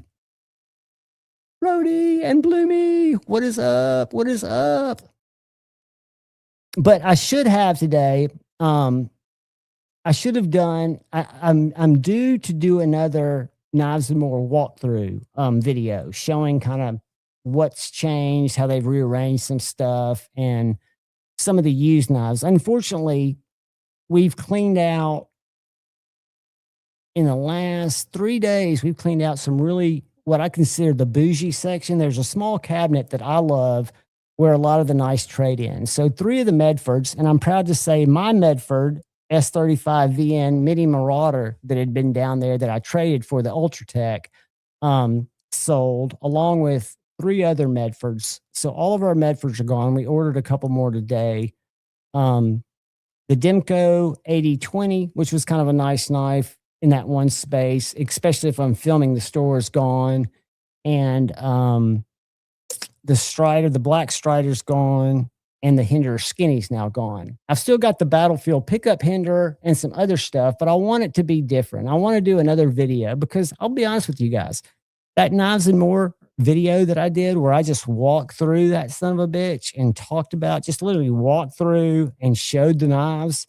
That's my most viewed video by more than half of anything else. I mean, that video is about 79,000 views. And I have people that saw that video that come in and say, hey, I saw that video. It's nuts to me. I don't know why it did well. The first video I did down there, which was very basic, just me walking in there talking about, this is my knife store, this is what they carry, got 18,000 views, which for me is a ton. I mean, I get 100 views, 200 views on a video. So 77,000, it tells me that people like to see that type of content, but I want it to be different each time. I want it to be, so I don't have access to go down there on a Sunday. I haven't been working there long enough to disarm the alarm, but that would be the perfect time to film a very impressive, immersive walkthrough where I could stop at each cabinet, shoot it, and then have a table with some of those knives to show close-ups of some of these different Protects and how they operate. I've kind of fallen for a couple of ZT automatics. The one in Crewwear, I think it's the 0513 or the 0315. It's got my card on one side and it's got titanium on the other. And that ZT Hinder, I forget the model number of it, but that's a nice knife. I've reviewed the auto. I don't know if it's an 0315. For some reason, that's ringing a bell. But I plan on reviewing that XM18 collaboration because it's very much like an XM18. I'd like to compare it to mine. I can tell the lock bar is a little different. But I also learned that people that come off the street take the same different paths that each of us do, kind of in in our knife journey. So they'll start off looking at this kind of knife, and then they'll slowly get into this kind of knife. So I think it's a weird, kind of equate it to jewelry, but I don't know what it's like for girls to buy jewelry. But there's a weird draw to a true knife person, especially when they're around a bunch of knives and the decisions that they make. A lot of it's impulse buys. Said Stevie, Nanner Push. You know it, buddy. Hey, good to see you, my man. You can call me Nannerpuss, and guess what? Stevie, and all you got to do is raise your hand. I will send you a link, but I know you're getting ready for said faction. And what I've done is I'm permanently going to change my start time to 8 o'clock. I'm going to get up there so that we can do our thing and people have time to get their stuff. The gun show guys do that kind of like it. You didn't want to go to the show, but you wanted to see.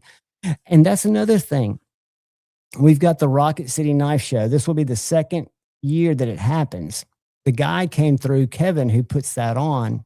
It's going to be a 2-day show this year where it was a 1-day show. And one of the things that hampered the vendors last year is they didn't have a setup before. So if you were going to come for the Friday or the Saturday show, you had to be there like at 9 o'clock to set up your little table. So now they're having a Friday night move in or Thursday night move in, and it's going to be Friday and Saturday, 2-day show. I sent Shane all the stuff because the tables are very inexpensive, and I really would love to be there with Shane. I want to shoot it though. I shot it last year. I didn't get a lot of push from it, but I went too early. I learned that it opens at 10. I probably want to go about noon because it takes those guys. Maybe this year will be different because they'll set up early, but a lot of people hadn't set up yet.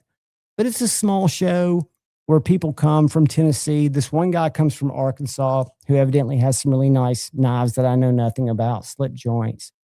But I will video that. And I need to video more. Good evening, my brother.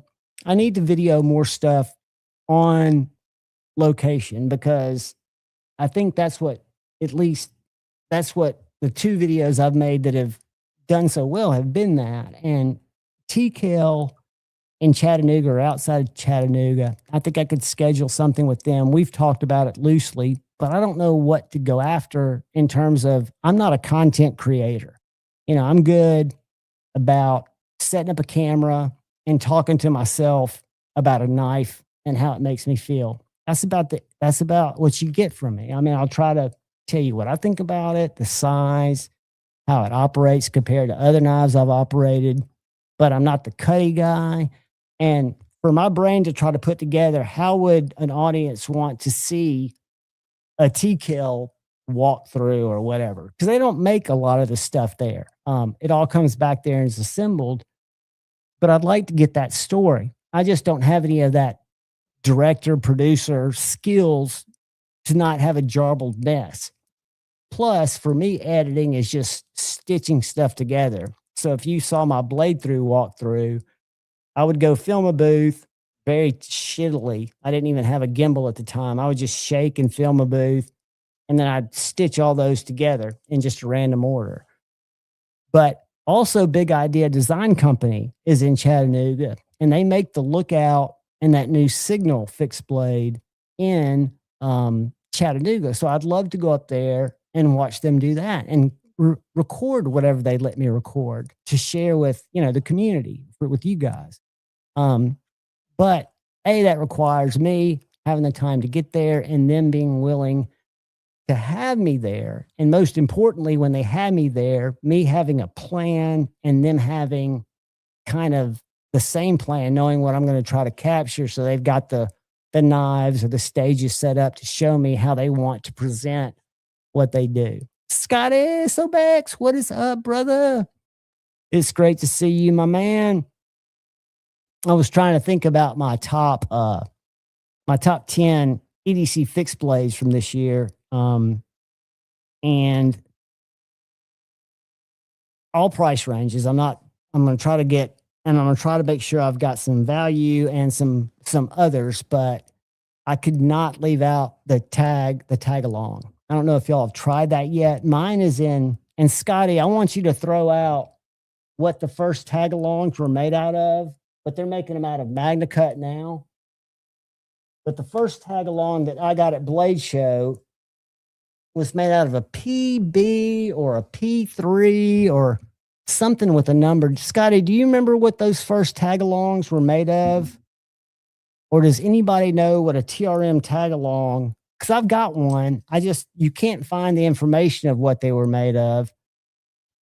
Oh, it does have horrible traffic. But I used to go up there with my daughter to the aquarium. I can get around Chattanooga. It was like a PM 53 or a PMB 53. It was like a similar to D2 properties. You just can't find anything of it. And mine's not made out of MagnaCut. So I want to make sure I know what that steel is. And it doesn't show it on the tag-along. I thought Scotty might know. But if not, it is all good. But the newest versions, that's a small little knife that has a unique 3-finger grip. The PMB 26, Richard, if that is a steel, that sounds just like it. It was a PMB something now that you say that. And that's how that writes in a Write in the Rain notebook. These Canicom heavy ass pens do write very well. Nick Shabazz,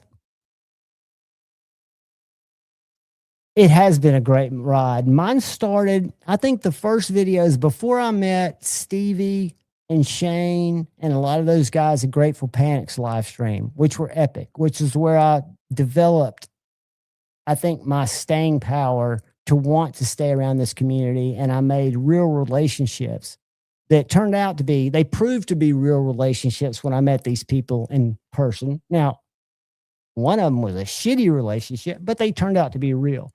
But I think I started with Blade HQ, Metal Complex, Slicey Dicey, Nick Shabazz. And then when I found Jared, I really, really liked Jared. I like Jared and Care together. I like Jared's openness about his past.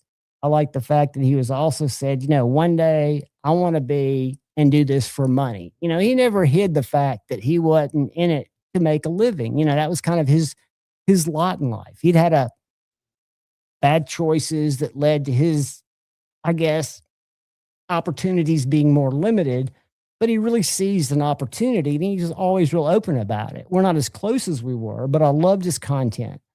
I used to love watching Tri-State when I first got into it, but before I really started understanding how the back end of it works, how creators work. And then you lose, what's the word I'm looking for? Interest. You lose interest. Because I don't want to surround myself with knife content because I don't want to be subconsciously biased by hearing MC or somebody say something about a knife that makes me think, oh yeah, I don't want to do that. Because my whole channel is about how a knife makes me feel, what I think about it, what I feel about it. I don't see how many feet of this or that will cut because I open cat food, bag of mushrooms every now and then, and I'll cut paracord and cardboard, right? So I'm a different user. I'm an urban old man EDC guy who likes to carry knives. I'm in cut with them. Cutting to me is therapeutic. And part of that fun is I like to sharpen knives. I'm a simple fix action sharpener and I still do a shitty job, but I'm learning. Austin was tough, but when I was in Austin, I only took Ubers. And most of the Ubers out there are Teslas.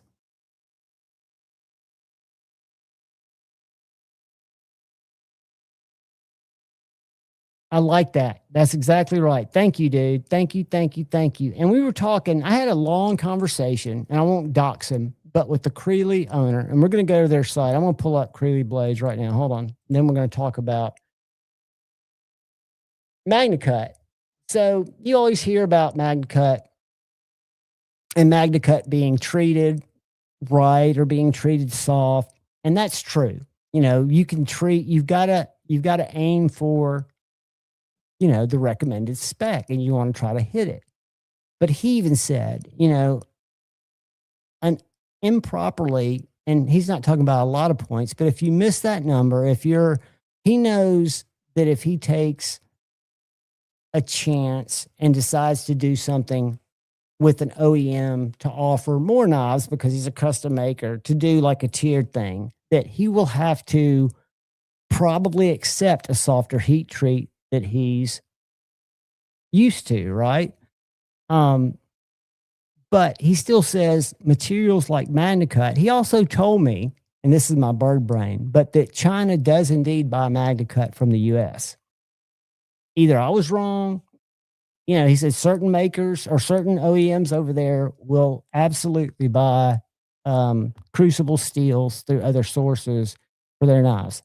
I don't know where he knows that, but he did say that MagnaCut, just the properties, even if you don't get an optimal heat treat, what we consider optimal, you can still rest assured that you've got better corrosion resistance, better edge retention than probably anything else that you'd been working with in terms of a balance. Maybe not, you shouldn't settle for less than perfect, but perfect doesn't exist, because perfect for somebody like Shane, I consider him like a chef who's an artist in his heat treats, or someone like Steve Clary, who focuses on heat treats, bigger companies, when you're having to literally, if you're doing big batches of knives and you have to send them out to a well-known heat treater, your blades aren't treated by themselves. They go in with other blades of similar type of heat treat protocols.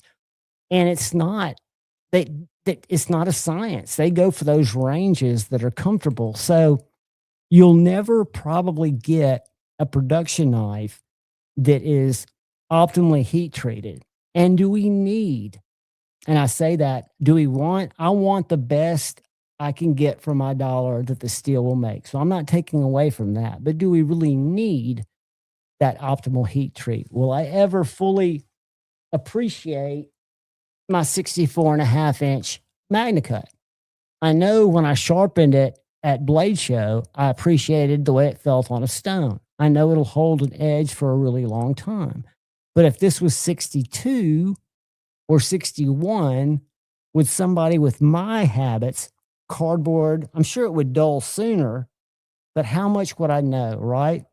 I've come to realize, and I've always known this, that I'm an idiot about steels. Even when I try to learn, I've got Larry's book, and I've got two best friends that seem to know a shitload about steel that are willing to share with me. I just can't absorb it. And I'm also learning at the same time that most of the people that come through the door, I don't know what percentage of the wild that buy knives just out there for whatever reason, that do or don't watch videos, and they watch different videos. Dutchcraft, those bushcraft people did. You find out people watch stuff, but they're not necessarily haven't had anybody. I've had no one come in and say, do you have anything in this steel? Or do you have that new Benchmade in LMAX that just came out? Or I just don't hear that, I've got a couple of Bark Rivers, I forget the name of it, but it's a small little sweet knife with a micarta handle and LMAX steel, beautiful little knife. And I've showed it to a lot of people, and they're like, well, what is LMAX? Hyper stainless, almost rust resistant, very fair edge retention, toughness. And they just move on, and they're looking for something, tool steel, 1085, A1. What do you have? Because that's what they're used to. That's what they're comfortable with. And I understand that a maker, it's not their job to try to educate a consumer, and they may not know. Makers get caught in their world of making knives happen over and over. If they don't have a squeaky wheel that needs help, why would they change something? There's so many things that I want to learn. And I think I've met some people in the last month and a half that can at least give me some, and I'm not looking to do an expose and uncover anything. I'm just looking to learn so I can understand why people do what they do. Because I don't believe a lot of the people that I defend in the conversations that I have with my buddy Shane and Kyle are nefarious people. And I don't think they've ever implied that they were either. They just see inconsistencies. But I'm learning about things like from Creeley knives that one of the things you've got to factor in, because he was talking about knife makers and businessmen. Luckily, he's the pastor of a church. He's got a side audio visual business that he's a partner in where they go out and they do home stereos, bougie, and then he makes knives. He wants to get to a position in the next roughly 30 months where he's a full-time knife maker and he can hire these 2 people that help him. Really great. And I think he's got a path because he laid it out to me how he plans to get there. But you can tell that he's got the business side of the brain too. But they Knife Nut 69, what's up, brother? But they he has to factor in loss. You know, he goes down every run. It can range. He gave me a couple of percents, but I don't understand how all the numbers go together. But he would tell me how much it still costs, right? And how much the difference in machining. And it's usually negligible, but it does make a difference when you're doing 50 knives or 100 knives. So it's just interesting to learn stuff like that. And I really want to have him on Friday Night Flicks, not to talk about that, but just to talk about his knives. So I'm going to share his knives now. There are a couple of things to know. A, he's one of the only cats, and he's personal friends with Laren Thomas. He lives in the same hometown and is friends with Andrew Demko. They've all helped him through his journey, but he and Laren work very well together. So I learned a lot about Magnamax. A, it's not ready for prime time yet. He also has a YouTube channel, but he's had a lot of people review his knives. He's done kitchen knives. He's done bushcraft knives. That's a knife I'm interested in, the Mako. And the Minnow, that might not be it. But we're just going to go, that's just some stuff on his homepage. So if we go to gallery, over on his Instagram, I'm going to share his Instagram. If you guys like little knives and you cannot lie, follow this cat on Instagram. He makes his scales. He gives you options. He has a 3D plan and he shares the scales online so you can print your own, but they're 3D printed if you want them like this. This is a knife I took a picture of in Magnamax. That's the Minnow. Or you can get that same scale profile in G10, or you can do exotics. But what I noticed, that's the same length as my Jacob Creates Chickadee. It's right about 5 inches, except it's got a very unique handle. That bulb in the middle, that gut, so to speak, looks kind of funky, but it functions fantastically for my hand. It's a great feeling little knife. Again, Magnamax, it's awesome, but he says it's great for what it is, but it's not where it needs to be. You know, they've had CPM, Crucible made one batch of Magnamax that they all tested out. It goes to a group of beta builders. And then they had the other company that's going to be making it after Crucible quit doing it. It wasn't night and day, but it was different. They're just, and it takes a while for mills to be able to run formulas consistently.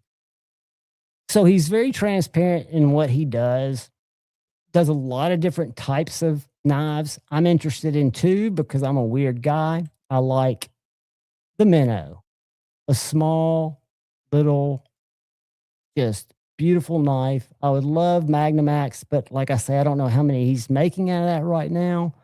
I think that's Minnow.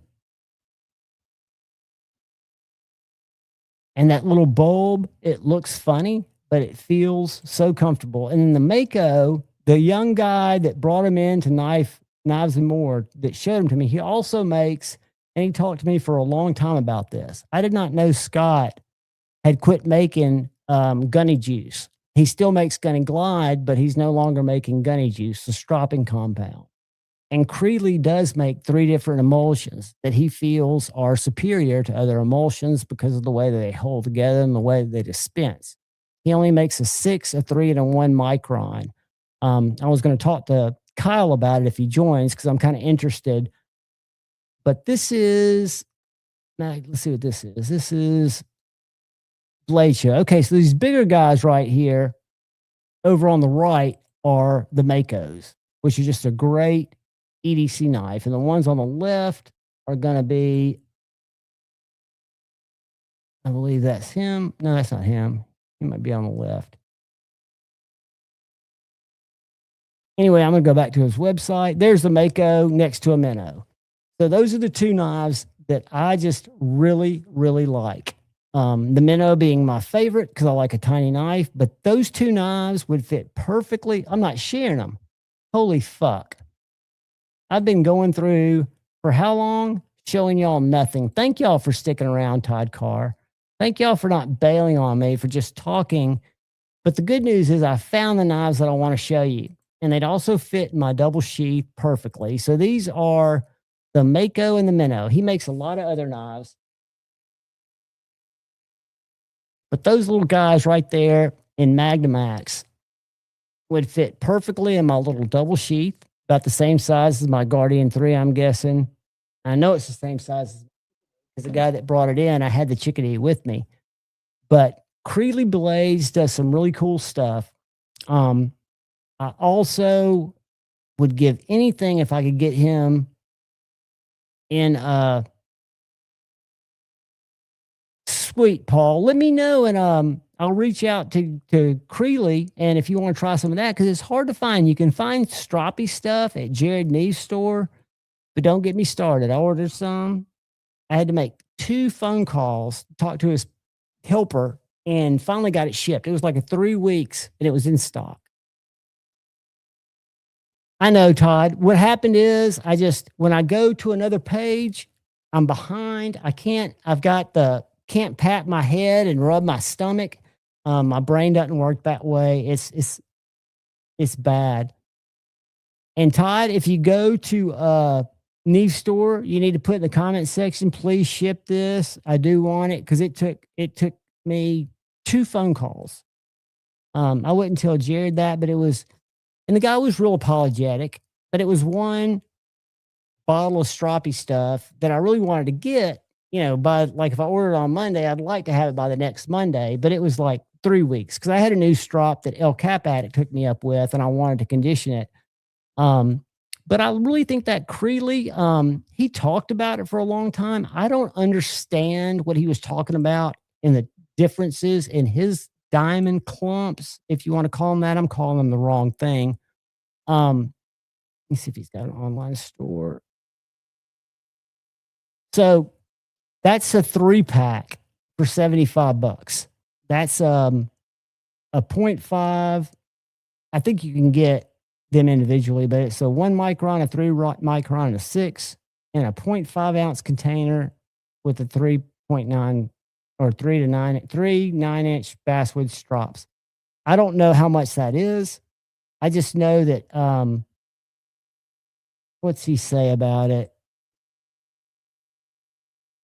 The solution was used an eyedropper bottle, and the consistency of skim cream allows you to put it exactly where you want it. The waxy consistency of the leather conditioning lotion makes the motion across the leather very smooth and effortless.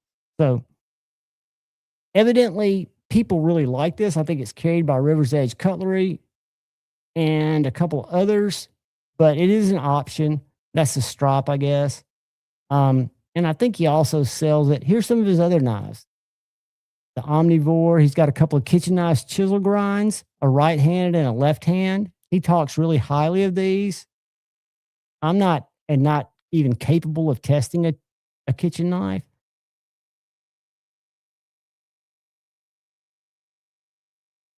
PG, I forget what the different series are. Because he is going to have some made. I mean, he just does some cool stuff.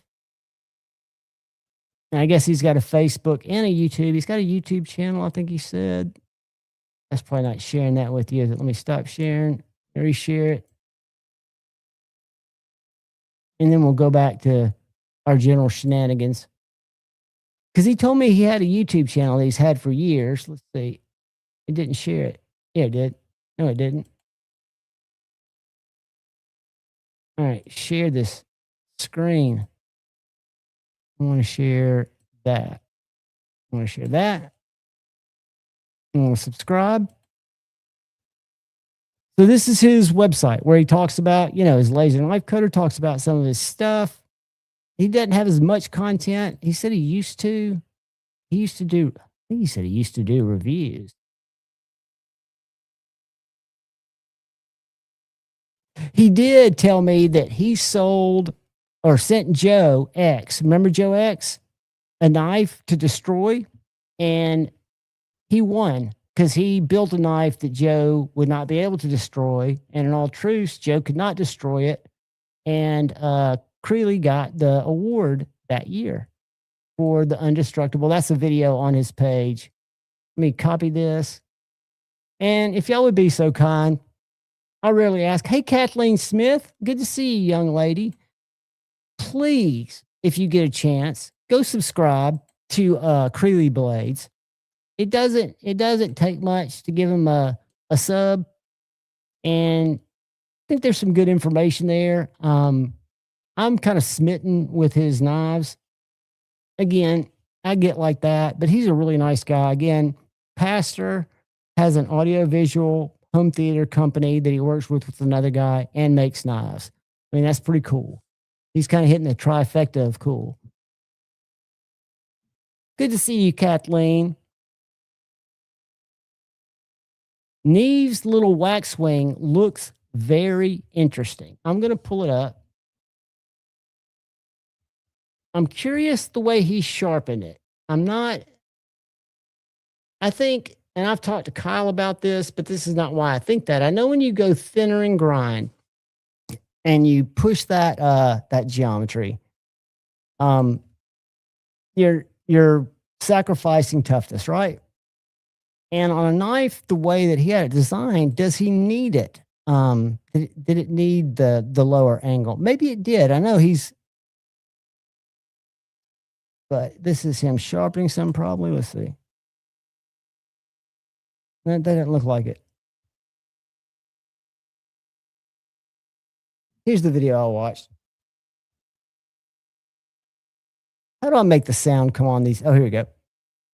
Neve Knife Co. and Wax Wing. Wax Wing is a See, you cut a little harpoon custom in knife it. maker out of the USA. He hand makes knives, and I designed a small fixed blade design, and he created them. So he's made all of these beautiful knives, and then I sharpened every single one of these with the same stones all the way to the same grit between 14.5 to about 16.5 degrees per side. So all of them have very, very similar edges. They're all mirror edges. They have a lot of bite, so they do still have the, some nice micro serrations in there. So beautiful edges, some of the most useful edges. This is Nitro V steel, about 61.5 to 62 HRC, and very happy with it. And this is a beautiful, beautiful knife design. It has a harpoon Warncliffe blade with a hollowed out harpoon.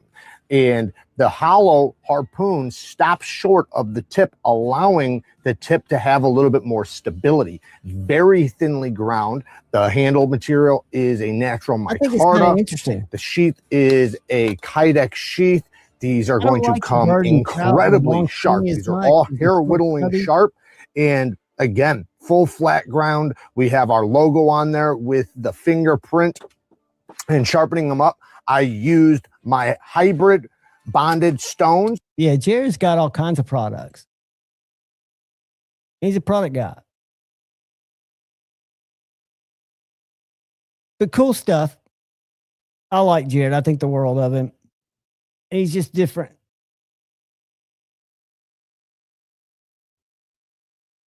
But those knives look really cool.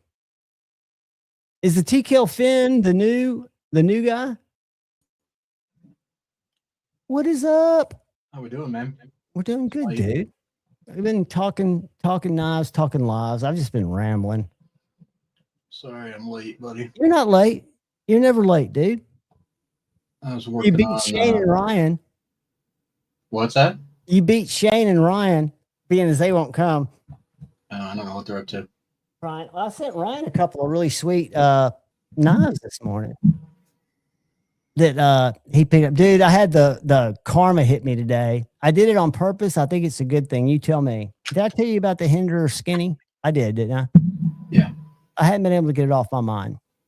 So I was going to make it happen. And I was talking to Tate today about, I can bring you in a bunch of concepts. I can bring in 9, 10 knives, whatever. He goes, we can work it out. So I had this other guy who's kind of a subscriber to the channel. He's been wanting to trade me this Nkosi. And I made the mistake of showing it to him. He bought that son of a bitch, so I just bought it, which I said, thank you. That's fate to me. I didn't need it. I got to handle it for a few days. Do I really need an XM18 harpoon, Spanto, and Magna Cut? Kind of, but not really. Not really. So it was nice to get to play with it. But Ryan picked up the Rex 121. Okay. Yeah. So he'll probably send that to you for sharpening, I would guess. Chris 229 is the man. I don't know if you can see my screen. What's up, Chris? What's up, Marco? Check that out. Toddy? That showed up in my mailbox. I can't see it very well, but okay. Look, I'm going to show it again. What is it? It's an auxiliary manufacturing, something little deadhead. LCAP 5-door, Marco. I'm not familiar with all the different fixed blades, so. Me neither. I'm learning, dude, so much. I had a conversation yesterday with Creeley Blades because I learned about him from a customer that came into Knives and More with this little Magnamax minnow. He spent an hour talking to me yesterday. He and Larry Thomas are personal friends. Yeah. The interesting thing, I meant to talk to you about it. I asked him what he thought about Magnamax, and he was very honest. He goes, Magnamax is in beta right now, right? It's not rolled out. Right. He said the first batch from Crucible was a little different. And he named the company who made the second batch. And he said the formulations, I forget how he put it, they aren't synchronized. And we heard the guy. What? Was it Aerosteel? I think it was. But he said they're not synchronized. And I remember the guy from Niagara talking about that it would take a little while to get the variables consistent between what people are used to. But Magnamax had never been put to the test even by Crucible, right?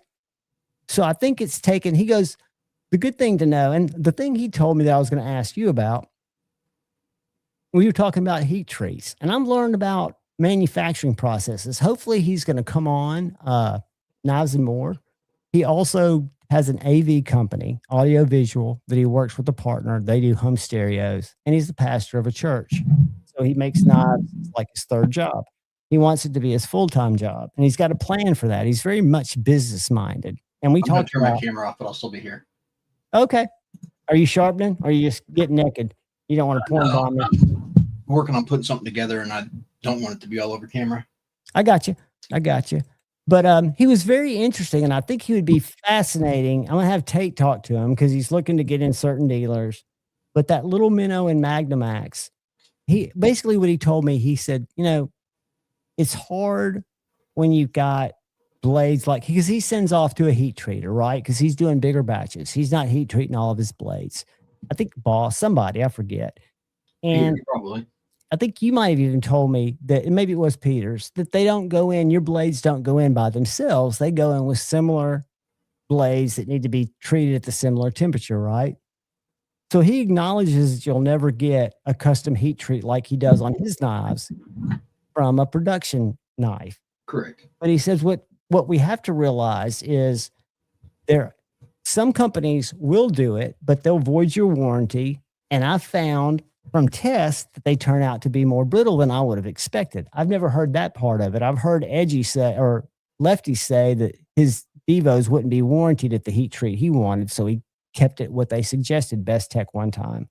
That's a CYA from the heat treating company. That has nothing to do with, because if you're looking at actual true, like a custom heat treat at a certain temperature, you're getting everything out of that as you possibly can before you're to the tipping point. So for them to say that it makes it brittle, No, and I'm talking about production. That's what I'm saying about. It makes it more brittle compared to something running it super soft, but it's not brittle you're going to look at it wrong and it's going to snap. there's not much difference in running something also for consumables. There's some, but it's more so the steel than it is the hardness level of it.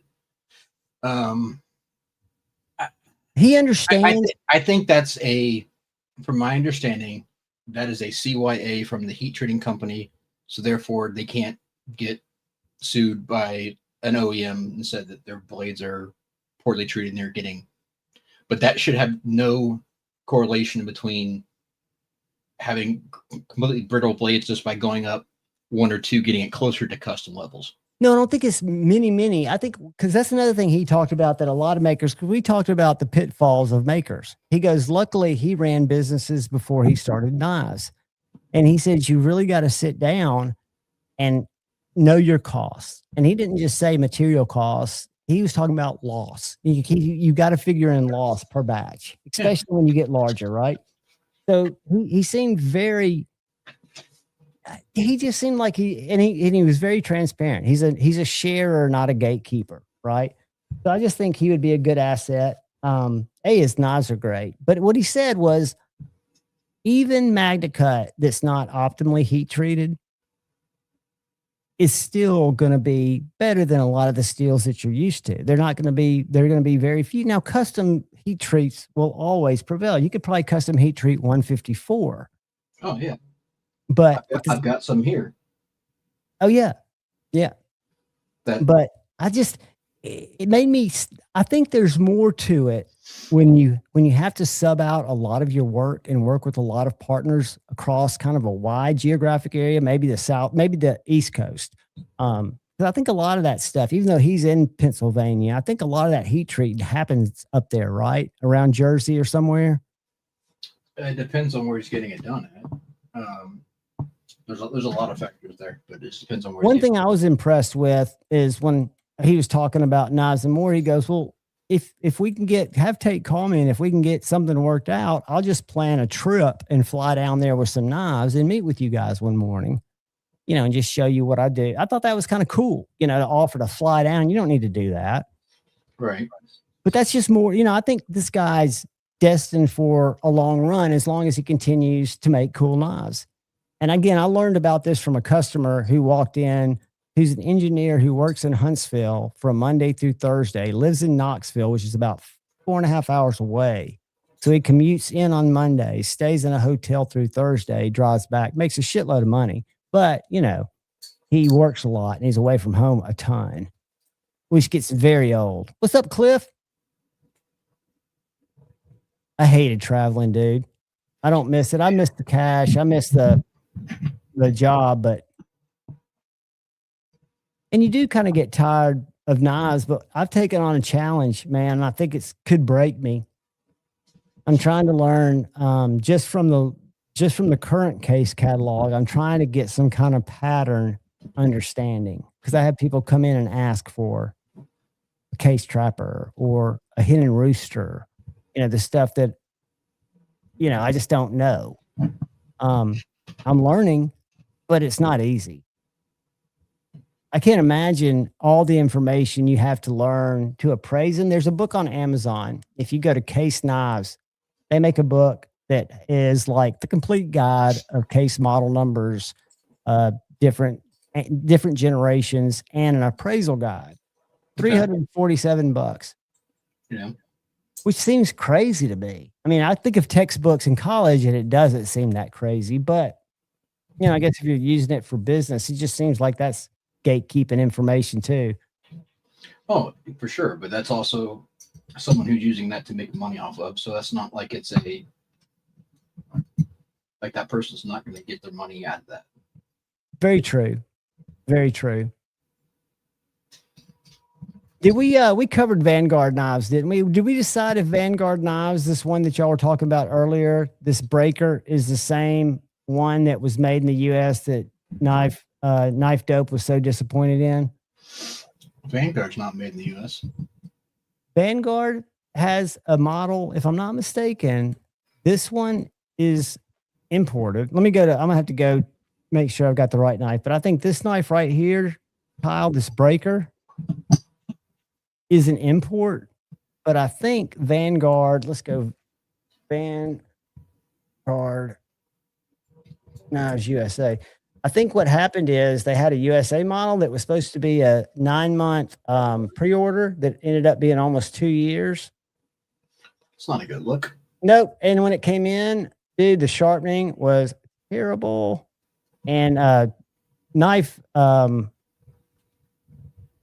was sending it back. I think it's DLT is where he got it. He was going to try to send it back the next day, but I think no, those are imports.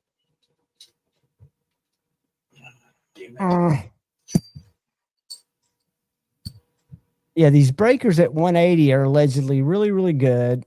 And then they had some USA breakers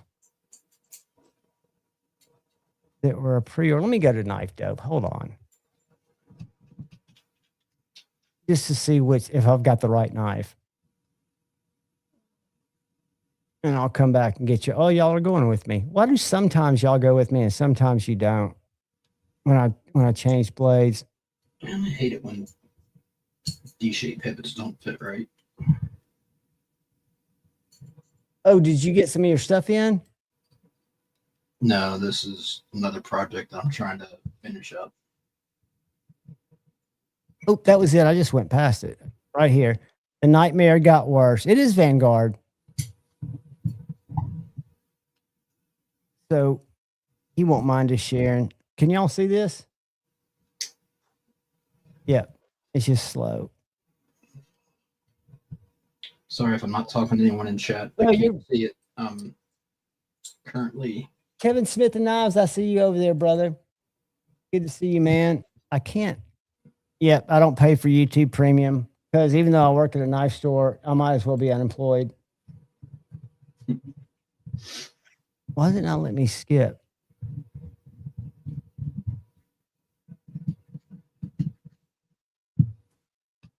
Oh, man. I'm sorry for the lag, guys. All right. Knife Dope. More.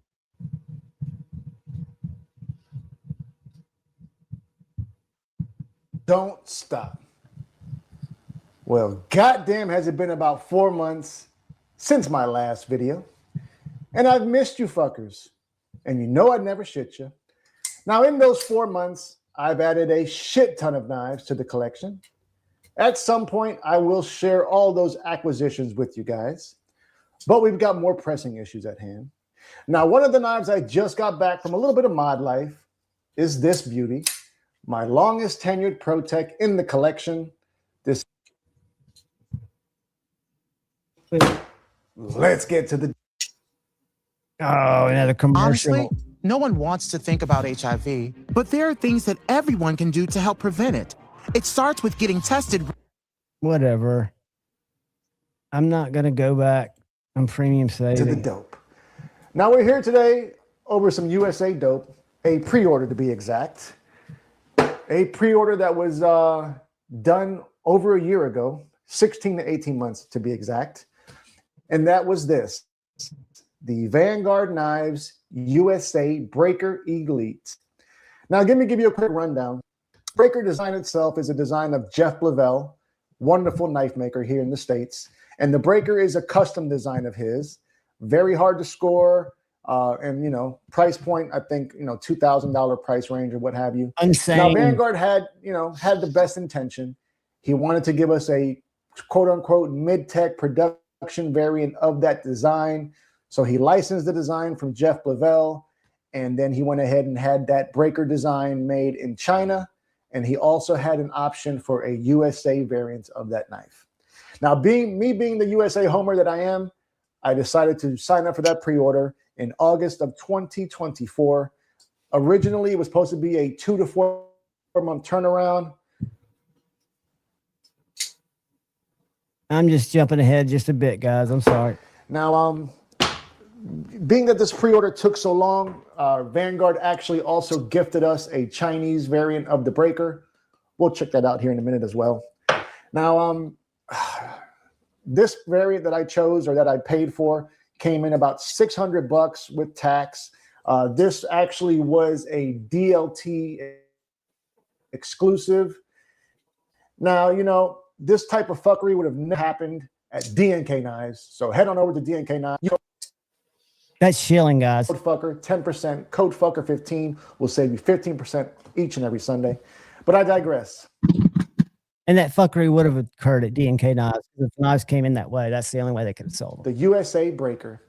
Now, this was actually OEM by... And DLT, in my opinion, is much more reputable. But that's just me. Griffworks. He is a USA maker. And this is what he felt was good enough to send out. So let's keep that in mind. This was signed off. I'm trying to make the goddamn thing stop. Okay, sorry, what? I was trying to hear who he said. What'd you say, buddy? OEM. So I was trying to hear who he said the OEM was. I don't think he said the OEM. He said it was a DLT exclusive. Yeah, he just said it. Okay, let me. Code Fucker 10%. Code Fucker 15 will save you 15% each and every Sunday. But I digress. The USA Breaker. Now, this was actually OEM by Griffworks. He is a US Griffworks did the OEM for USA maker. And this is what he felt was good enough to send out. So let's keep that in mind. This was signed off by him as well as DLT, who QC'd this prior to sending me this knife. Now, when I opened the box up and took the knife out, the very first thing I noticed, and it had me actually second guessing my eyesight, was the finish on the scales. I mean, when I first saw it, I thought perhaps I forgot to wipe it down, but that's not the case. That's the actual finish. It looks like somebody was giving their fingerprints at a local police department. I don't fucking understand it. He calls this a fine Zerblast finish. I've never seen a Zerblast finish with such What do you think about that, Kyle? Does that look different? Does that look dirty to you? It's hard to tell in the light. That's the issue. The Zerblast such markings on it. I mean, you can even see how it gets darker right. What was that, buddy? I'm sorry. I was going to get him to show us more. The Zerblast is very, very fine, and it's going to gather fingerprints easily. Now, I don't know if that, again, it's hard to tell with the lighting, but yeah, it very well could be. And there's a lighter spot there. Okay, single form of deployment, which is a nice cutout in the blade. Now he alleges to be using tie connector titanium hardware. Really body. 15 in that pit. Oh, wait a second. Pocket clip, I don't hate. It's long enough that it does clear the lock bar relief, paddle-like, but I can get past that. And when I first saw the show side, I was kind of hyped up. I said, okay, no hardware, you know. Yeah. John, pause it real quick. B Shady's here. I was going to show him something. Yep. Okay, let me stop it. Let me stop sharing. B Shady, before you take off, here you go, bud. Look. I don't know if you talked to Shane or not, but here is your fret ready to go. Just let me know. Pull it out. Oh, dude.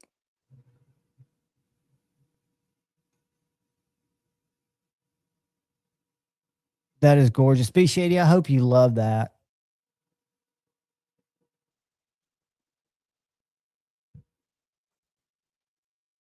I want to know how it feels in your hand, buddy. Good night, B Shady. Have a good night, brother. Hey, Kevin, I was wondering, so there's another part of the story that I know. Sorry, John. I just wanted to show him. No, I'm glad. I should have made you big. Is B Shady still in here? Yeah, he's right there. All right, here, pop it out there again. Let me make this go away.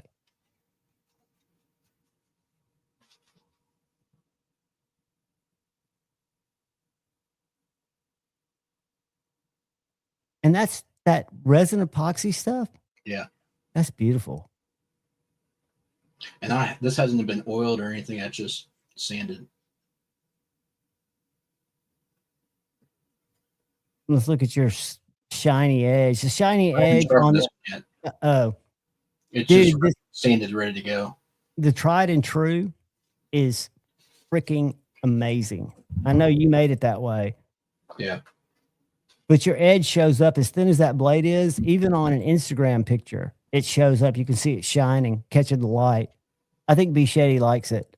Dude, I hope you love it, buddy. I want to report.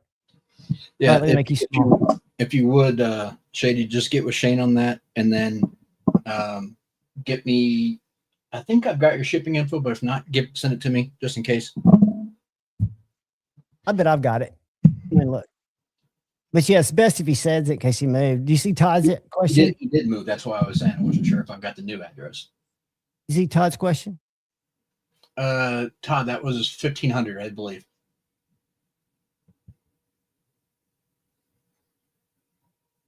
I'm telling you guys, it is a joint, and my input is very, very small. But these guys make this shit just beautiful. I'm sorry, BJ. He had to know something was going on. Yeah, just no hurry. Just get with him whenever. What's up, 5-Door? Good to see you, buddy. I am going to. I haven't talked to Maddie about it, but or Stevie about it. But I am going to do a giveaway tonight on said faction. Awesome. And it's not perfect. But it's all right. It was kind of a rush, but it is what it is. I won this in a giveaway, and I said I would take it, but it was a blank canvas, so I was gonna go ahead and mod it and then turn around and give it away. So I won it from Stevie on a live, and I told him I was just gonna do some stuff to it and then give it away. So I'll give you a quick sneak peek of it before it's a Boker Anzo design that was stainless with like blue accents or whatever. And I turned it like a navy blue. It's hard to see on the light. And then I acid washed the blade and then polished the flats. So it is a two-tone blade. And the smudges are showing up bad on here right now. Oh, it looks great though. So two-tone blade, and then I bronze the clip and backspacer. Did you do that with Anno with electricity? Yeah. Oh, dude, that's going to be awesome. I think the blue and there it is, a little bit better color. The blue and the bronze turned out pretty cool, and then the two-tone's okay. It's not perfect, like I said, but it's pretty decent for my first two-tone. I think it looks great, buddy. You can see how shiny it is there. So that'll be a giveaway tonight. Sweet. Everybody be there. Said faction. I'm going to be awake in the chat. I'm committed.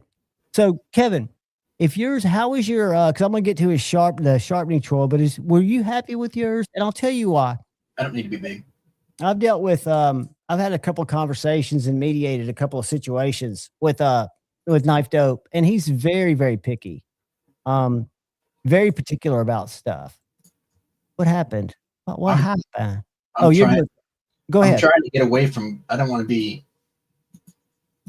How do I get? Let me show you. Watch this. What are you pushing? Watch this. Hold on. Is that what you wanted, or did you want? Yeah, I was trying to get off of big for me, but what you have to. We have to. Yeah. Well, to you, remember, you just got that little shrink thing in the top right corner. But Kevin Smith, are you happy with yours? Because I'm gonna go fast forward to where his real problem started. It's no sharpening tool, sucks in regard. Yeah, and it looks like his was sharpened not so great. So let me jump over here and get to that part. We'll be done. We won't stay there. Mikey? We won't stay there. How the steel felt. Which knife are you talking about?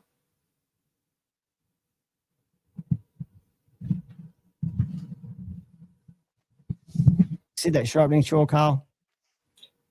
Hang on one second. Let me enlarge the screen for a second. There is no sharpening tool. That's a shitty plunge. That's so straight. The plunge is actually ahead of where the edge termination is. So if you look at that diagonal line that goes down, and then you look right in front of that, that's your plunge, but your edge actually goes back behind it. So you're going to constantly have a smile unless you put in your own sharpening tool. Well, I think it came with a smile. I think that's what he's saying. I mean, well, yeah, it's going to because of the way that plunge is designed. There's no other way around that. We'll see what he says. I feel like it was just a corner that he cut. Could have easily added a little bit of jimping, but hey, it is what it is. Now, as far as specs goes, let's go over them. We've got 7.9 inch. Mikey, it's great. It's Magna Cut between 64 and 65. There was a shit ton of in the pivot, so I removed all that. But wait, look at the edge bevel. You'll see here towards the heel where it's not uniform. It kind of sticks out a little bit. Hold on, let me try to stand up. You can see here how it just juts out.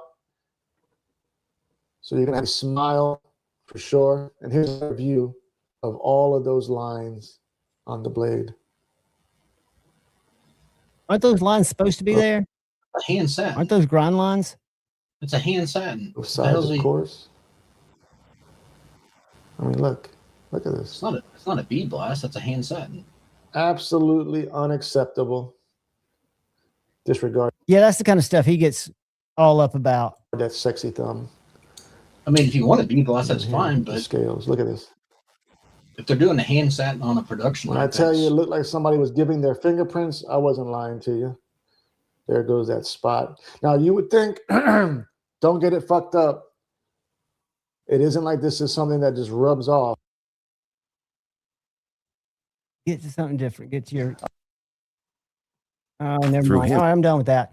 Go watch it. It's on Knife Dope. He was real disappointed. I don't know, again, because there was one situation where he'd gotten a mini Arius with the flipper, and there was a guy who had.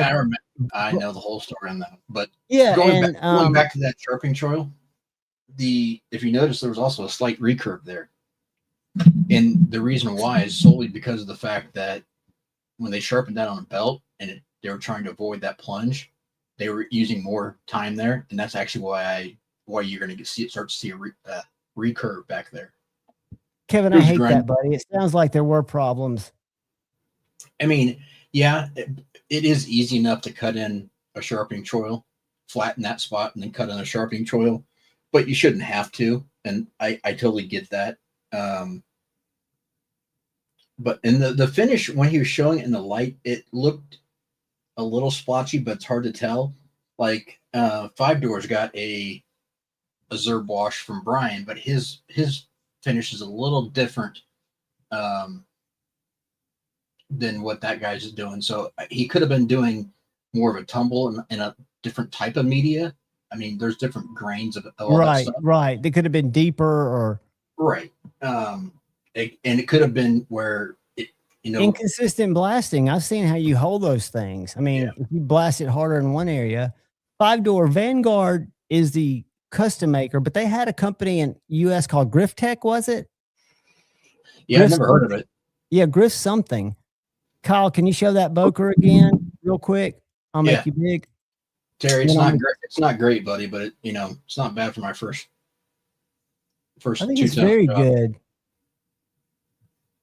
It looks like a totally different knife. I would not guess it was a Boker. Maybe the blade would give it off.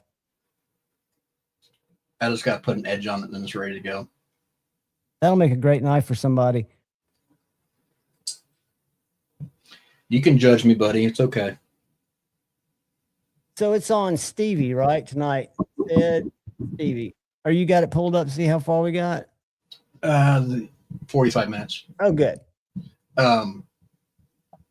Going back to what Kevin was saying, yeah, I agree. I mean, if you're going to keep the knife, then definitely just flatten that spot and throw a choil on there. But if not, then it sucks.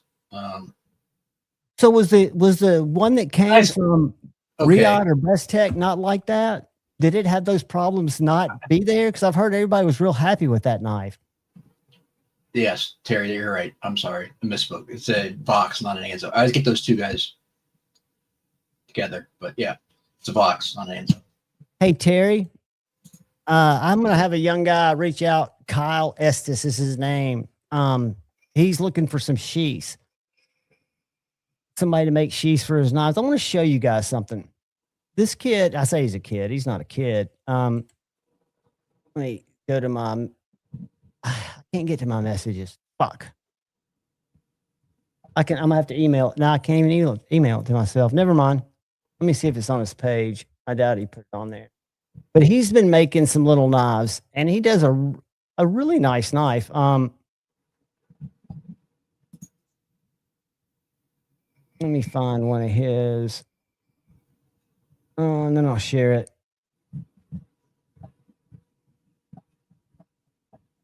And he's one of these guys that doesn't think his knives are good enough, so I don't have one on here of his. But anyway, he's got one he's bringing in tomorrow, a little small one. But I think he's ready for somebody to make him a sheath or two. And I recommended you, just told him to talk to you about the knife. Maybe you have to send it to him. There's Neve's little one again. Have you seen this one, Kyle? Yeah. I saw you were talking about the other day. Kind of bird and trouty looking. I can't tell. A little bit. I like the little pocket dropper sheath. I almost got a. Go ahead.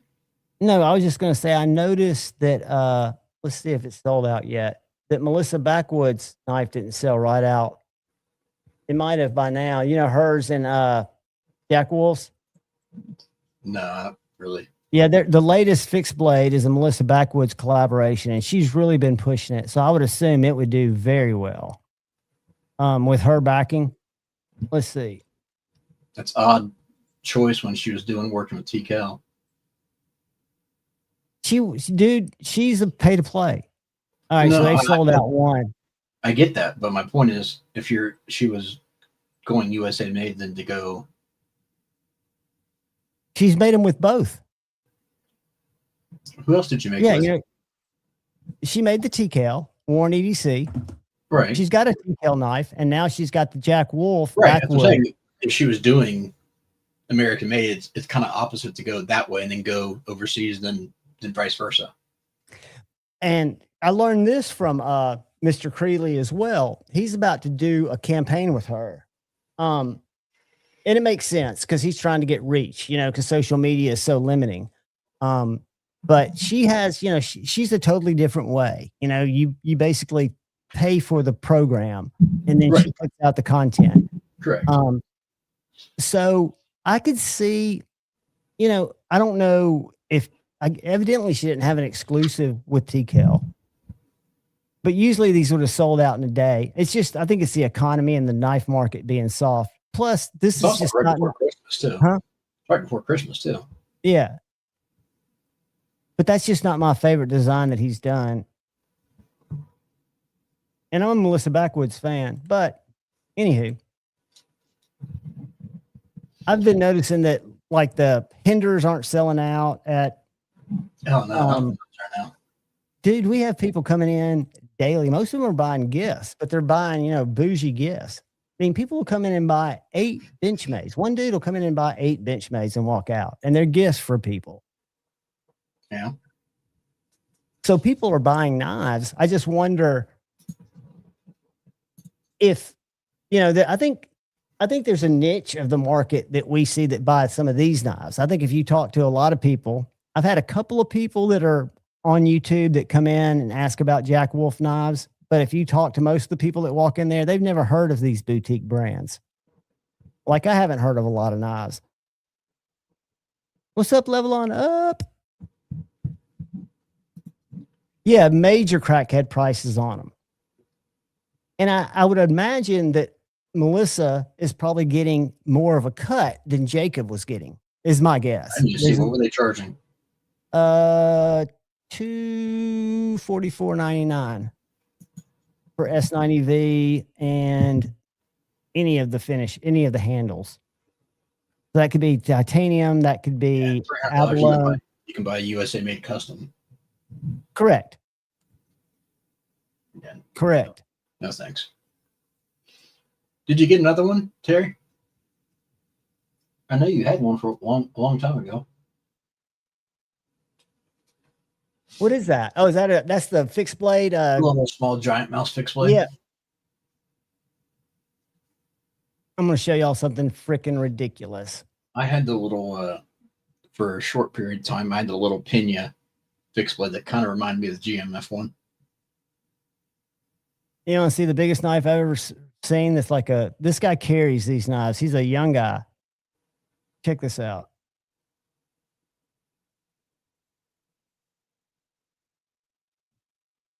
That's a Steve Ryan. Yeah. Steve Ryan custom. Have y'all ever heard of those? Yeah. And that's a 3-inch hinderer, but still. Yeah. What's the story with those, man? I mean, that thing is a monster. I've never heard of Steve Ryan. It's called Ryan's up there. You can see it in his biohazard symbol. But he didn't even know the name of the knife because it's just a custom. Yeah. Steve Ryan's been around for a long time. He makes a lot of expensive stuff. This guy right here, this is the young guy I work with. This guy's collection, look at this Medford. Yeah. I mean, he's got some shit. That Steve Ryan's probably close to $2 bills. Look at that. What's that? Medford? I think that's a Medford. No, that's something different. But this guy has got some very interesting stuff. Look at this. Single action. Look at that big ass. A Heretic? Yeah. Single action Heretic. That's it right there. I would not, I'm not going to talk about it, but yeah, Heretics are a no-go for me. You don't like single actions? Well, no, I'm talking just the company. Oh, the company. Now he's Marfione's son, right? Correct. Now, is he a worse piece of shit than Marfione? No, but his steel is worse than Microtech's. Oh, I got you. This is an interesting knife. I forget. That's a SF. Oh, that's a Surefire. It's not that great of a knife. You know, Surefire makes flashlights. Yeah, they used to make a knife too back in the day. That's it. That one, and they made 2 models, didn't they? I'm not sure. Again, I find out this stuff from this kid. I mean, this kid's the one that was back when they used to have a whole actual training academy, a good group on staff. That's when Steve Fisher used to work for him. Which Medford's that? That's an old one. I don't know all the old ones. They're all the bigger ones like that. That's not a Gigantus. The other one you showed was a Gigantus. I think it is the Gigantus. The other one you showed was a Gigantus, I thought. This one? Or that first one? The first one. Yeah, interesting dude. But if y'all want to follow some, look at that little fixed blade Strider. Which one is that? You can't enlarge that. Last pick with the SNG before it moves to a new home. No, I can't make it bigger. There was someone in the chat earlier that had a Strider knife, a little fixie that they sent me that funky as hell, has got a weird ass grind on it. Cool knife, but why didn't he? Usually I always tell what it is, but that's it. It looks kind of small. Looks smaller than an SNG. Yeah. But yeah, just an interesting kid, very soft spoken. He's got a pretty sweet collection. And what he does is every blade show, he'll go and he'll buy like 6, 7 knives and he'll flip. Is that the Gigantus? No, I don't think so. No. But I'm not 100% sure, so I could be wrong too. That's him right there. That's an area. That's a Ryan too. I can see a symbol on there. Dude's got some money to spend. Well, he lives at home. He's young, dude. I mean, this guy's. Well, he's getting good deals either way. He's getting good deals, and he's getting he's worked in a knife store for such a long time that I think he's buying stuff that he knows he can trade, or he thinks he can trade, I guess. Yeah.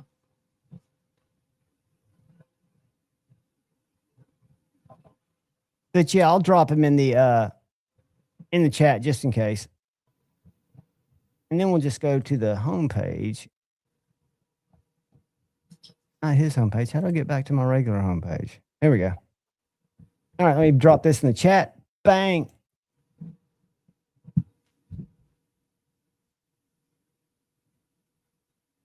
One of my favorite makers, Colin McGuire. And again, the Damascus stuff doesn't blow my skirt up, but he makes beautiful knives. Yeah, he's got some great designs. I just wish they were different materials. Yeah, and those art guys. Yeah, I don't know. I don't know if I showed you the picture of that big 12-inch sawback Bowie, didn't I? Yeah. That Greg did. That knife is $1,200. You know how much that billet of Baker Forge copper mine was? I told you that was close to $500 just for the billet. We checked it. It was $8. Yeah, I forget the size of the billet, but the size was off size to get that blade. Maybe a special. Y'all been following this shit, and y'all don't believe it, probably. No. Yes, I think a lot of it's AI stuff, but that's that new Morpheone. No, that's a mini. Not. Yeah, I don't think that is a mini. And you know what sucks about the mini? It's freaking tiny. They could have made a mini of that knife that was a regular size knife, and it would have been great. I don't mind the regular one, but the regular one for me, my finger's not long enough to make it feel comfortable deploying. This is that new straight line EDC. Just a basic looking little knife.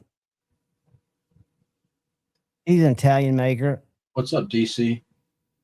What's up, Cliff, Paul, Richard, Level? Anyone I missed or blew me? I learned about these today from Tate. Are you familiar with Siebert Customs? Yeah, I've heard of them. I don't know them, but I've heard of them. Well, Siebert's the guy who did the Adamus. Yeah. But this is one of his customs here. Yeah. And I think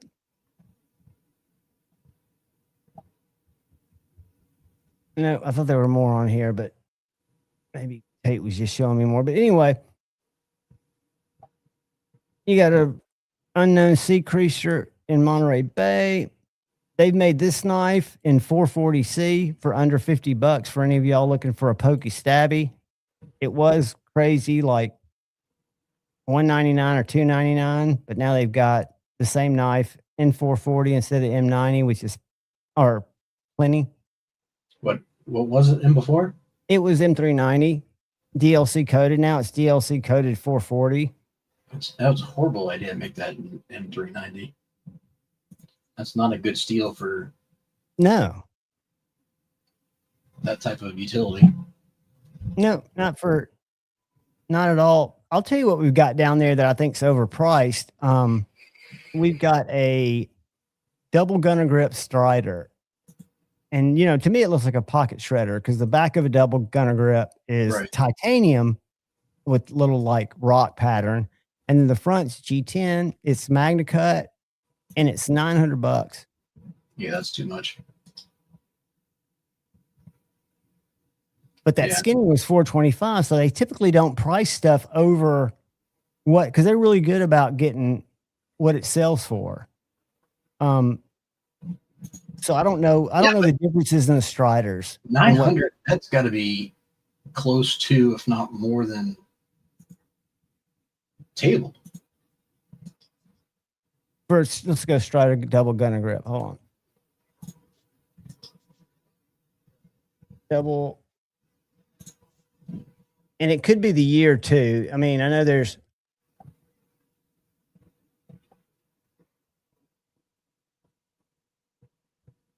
Southern Edges.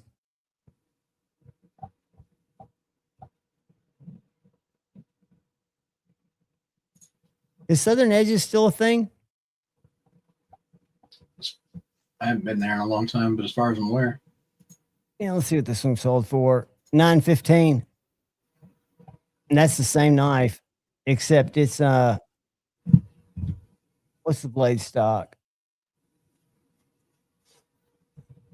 Right, there you go. 5-door. Give us some info on it, buddy. He would know. Oh, absolutely. And Scotch would know. Scotch could probably find. Hey, Replicant ADC, what's up, buddy? Good to see all you guys, gals, people. Drew slide in here too. Did Drew come in here? I didn't see him. What's up, El Cap? There he is. Yep. What's up, brother? Drizzy. Good to see you, dude. Yeah, 5-door, double gunner grip, S&G. Yeah, people are saying they're getting ads again. Oh, they shouldn't be. I click. Hold on. Let me go back up here and see. I'm gonna share because I turned these. I had to go look at how they changed this. Kyle, remember how I used to just be able to click on it? Watch this. Boom. All right. So you have to now go to. This is the only choice. Pause, and I don't want to pause them for 10 minutes. So then I found settings, and if you go to settings, look how I've got them set. Can't see it. It says mid-roll manual. You can choose automatic, scheduled, or manual. So I've got them set at manual. The only way an ad should be served is if I click on it.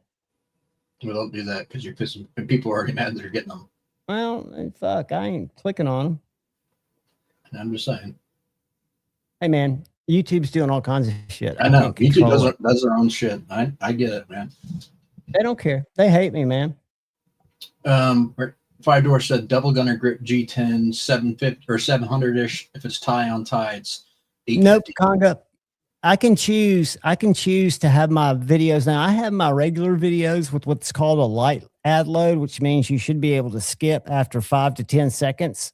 You'll see some videos that you watch that you can't skip for 50 seconds, and that's up to the creator to set. But on my live streams, I have a monetize when you watch them on replay for like at the beginning and then mid-roll, but I don't have the lives monetized, which a lot of live streams I watch are monetized, and they're very disruptive. El Cap Addict said ad. Look, I've got, not only do I have them turned off, but according to my control, not that I need to justify it because I'm trustworthy, but just to show you, I've even paused them on top of having them set to manual. So for the last, it says 8 minutes and 15 seconds before they're going to resume, but they're not going to resume because if you go to settings and you go to monetization, it's set to manual. Viewers will not see ads. Yeah, so that's YouTube just being YouTube, doing the thing. Well, the bad thing is, and I think I've mentioned it, I'm not going to worry about it, but their AI's canceling channels in major with no warning. They're going back and finding videos 10 years old on some of these cryptocurrency channels. It seems like it's kind of segmented to who they're going after, but it's still scary. That sucks. That does suck. And you should, even if you get an ad in a live, at least when I watch like Nothing But Onions, the show I watch, and they have ads, it's usually you can skip within 3 or 4 seconds, but it still sucks, especially if you don't have your controller in your hand. But yeah, it's not a Javon thing. And we'll see if Stevie gets them. That'll be a good test. Because YouTube, again, they changed it today. Usually when I go in and I set up the live, I'll go live and then I'll set up my YouTube just so I can go in and disable ads. Today I couldn't find where it was for about 5 minutes because they moved it. Let's see if it shows. Organization, ads automator. See, here's another problem. YouTube's doing some fuckery because if you look at the stream settings, which you guys might not be able to see, but I'll read it to you. Right here, it says monetization on, which it's supposed to be, ads automator on. It says that right there. If you go to settings, I've got it set to manual. And if I want to change it back to scheduled, then I can save it. If I want to change it to automatic, which they recommend, and I can set the frequency to low, medium, or high, I would have to save it again. So I've done everything to set it to manual, which means I have to click insert an ad, and it's still showing on the thing here. See if it shows ads. I've never fucked with this. It's all right. Don't worry about it. Hey, hit the like button. Hit the like button. Hit it twice. Yeah, hit it twice. Hit it like a crapped up monkey beating a snare drum. No, I never say that, but we got 21 minutes. We got plenty of time. Looks like Sharif's going to be joining him. Who's the guy with the, who's this guy with the beard cartoon guy? Say what? I'm going to show you something. Tell me if you recognize this person. The person with the wings. Is that just a random person? Because here's Sharif, Maddie, and Stevie. And then you got this dude holding the hot dog. Look. I don't know what that's supposed to be. Nice hair. See, I don't even have the creativity to do a thumbnail. I mean, these guys are so next level. What's up, Brush? What was I going to say? Oh, I almost snagged a TRM the other day. Which flavor? A Neutron. Yeah, those are great. I ended up not doing it, and it's sold. Beer? But the price was so good, I just thought I might give it a go and try it. But I hesitated, and it was gone. So. I think you'd like it. I think they're so thin that some people equate that with, not being beefy American knives, but that's not what they're designed to be. Really, Well, I don't mean, like I said, I don't know if I'd even keep it. It was just something that I thought for the price I could try it. And, yeah, and if I didn't like it, I just flip it, send it along. But if you want to try one, dude, I can put one in your hands. Nah, it's all right. It was a basic carbon fiber and 20 CV, and they wanted $115 for it. Very good price. Because the carbon fiber is going to cost you another $100 in scales just for the regular carbon fiber. That's going to be your second highest price scale option. And mine are 20 CV. I think, TRM still runs some 20 CV. They're trying to run more MagnaCut, and the latest had been in MagnaCut. But I like 20 CV. And I know Shane says it's made for cutting plastic and stuff, but a lot of what I cut is that. I know it's probably not optimal, but it is what it is. Yeah. You tired, dude? We can break out of here and go take a pee and get something to eat. I mean, if you want to, I'm good. Otherwise, though. Oh, cool. Yeah, we got, let's see how much time we got. I'm just yawning. We got 20 minutes. We're good. We'll wait. We'll give it about 10 more minutes. Yeah, Paul, I hesitated and it ended up selling, which is okay. It wasn't meant to be. So, and that's what happened to me today with that Hinderer Skinny. I mean, I'd made my mind up that I was trading for it, wasn't going to show it, and then showed that guy kind of, I think, hoping he'd buy it. So it wouldn't be a draw for me anymore, because it just started talking to me more and more. And I rarely have knives do that anymore, but certain ones do. That I'll tell you one that did, but it was like $750, I think, or $650, was that little Herman Sting that was the E-Knives edition. Kind of small and thin, probably the smallest one. And I just love that knife. And it was their base one, I think it was LMAX steel. Yeah. Good idea, Cliff.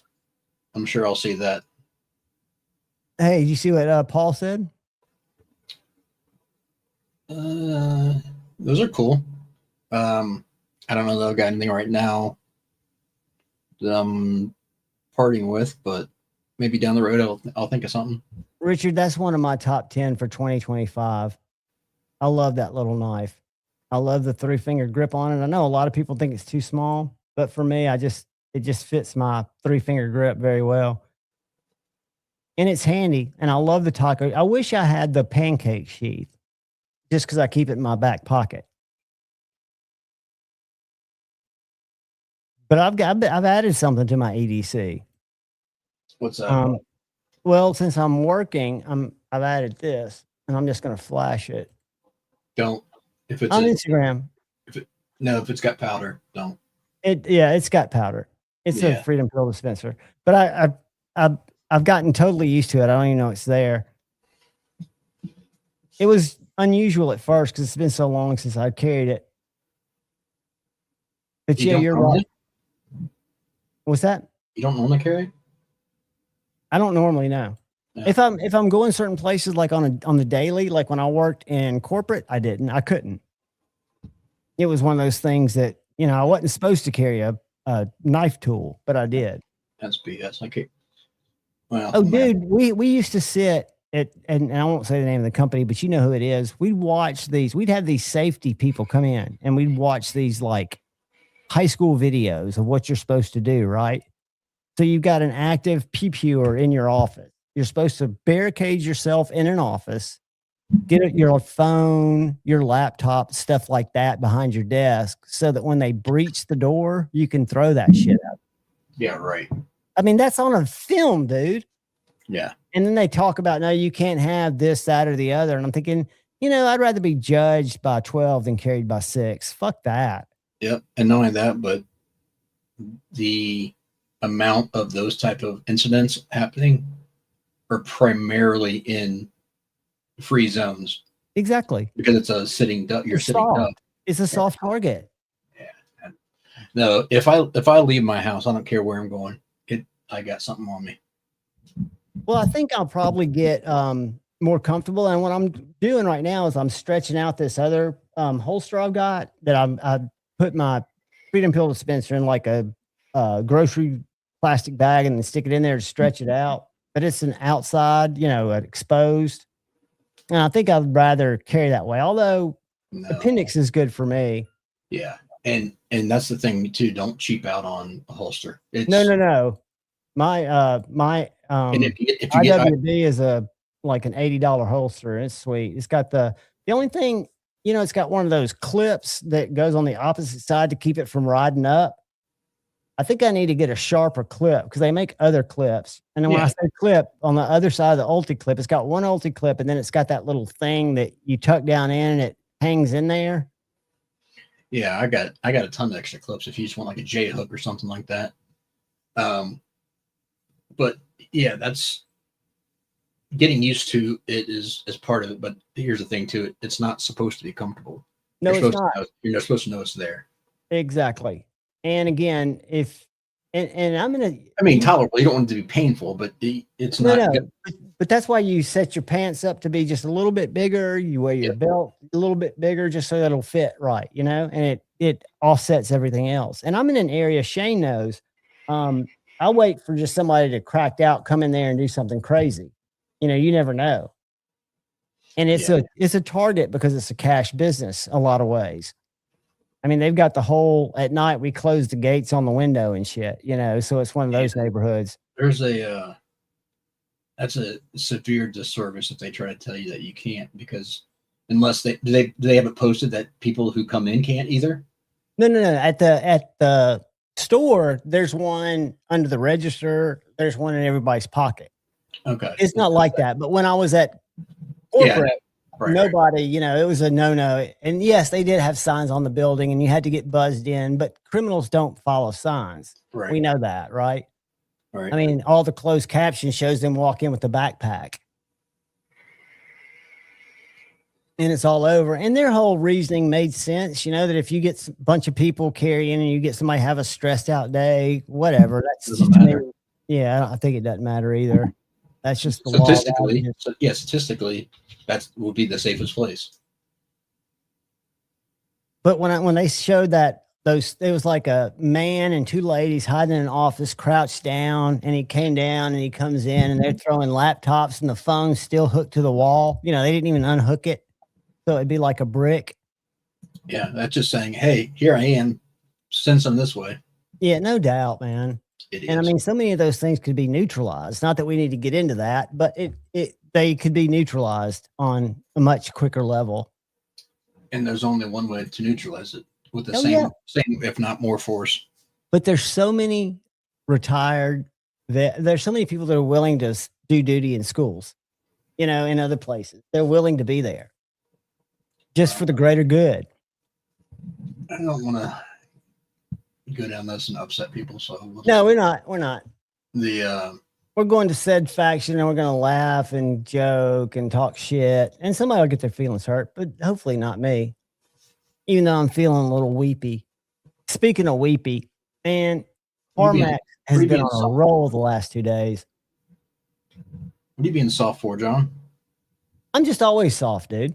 I've always been soft. I'm too much of an empath, people pleaser. It's one of my weaknesses. I'm aware of it. I've tried to be more of an asshole openly. I don't suffer from that. It was funny today. The older guy at the knife store was like, you're one of the most talkative, patient people I've ever known. You'll talk to these people where I would just run them out.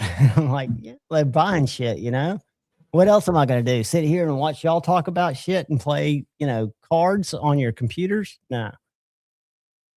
I'd rather talk to somebody about knives. But I'm cutting myself daily now just because of the cabinets and shit reaching around in there. Starting to get old. Yeah, you got to be a little more cognizant of that. I am. It's just what you realize, and I've realized that floor space is a lot different for a knife store because they're talking about display space, and they got that stuff crammed in there pretty tight. It's a little whack. Man, I haven't had my right cat up there the whole time. Look at that. I left over my Tuesday night. That cat was supposed to be up there smiling at you guys. Well, guys, I'm going to take a leak, get the cats inside, eat some peanuts, check out some said faction. Kyle, it's always great hanging with you, brother. You got any parting words for these lovely people? You got anything coming in? Anything you need people to send you to sharpen? No, well, actually, fairly busy right now. It's going to be probably a week or two before I'm free. So I got you. But well, guys, have a good weekend, guys. I love all y'all. Members, 4:00 on Sunday. I'll put up another reminder Sunday, but I put it up today and I'll set it to members only so y'all will see the stream. But all you have to do is pop in, say hey, do me a favor, look out for the guy or gal to your left, look out for the guy or gal to your right, look out for each other, go forward with love in your heart, choose debate, not hate, unless hate is just driving you. Then let it out, but try to let it out in a phone booth. Love you guys. Peace. Friday night fix is ready. Here we go. As we scramble to complete a 3-hour show. We talk about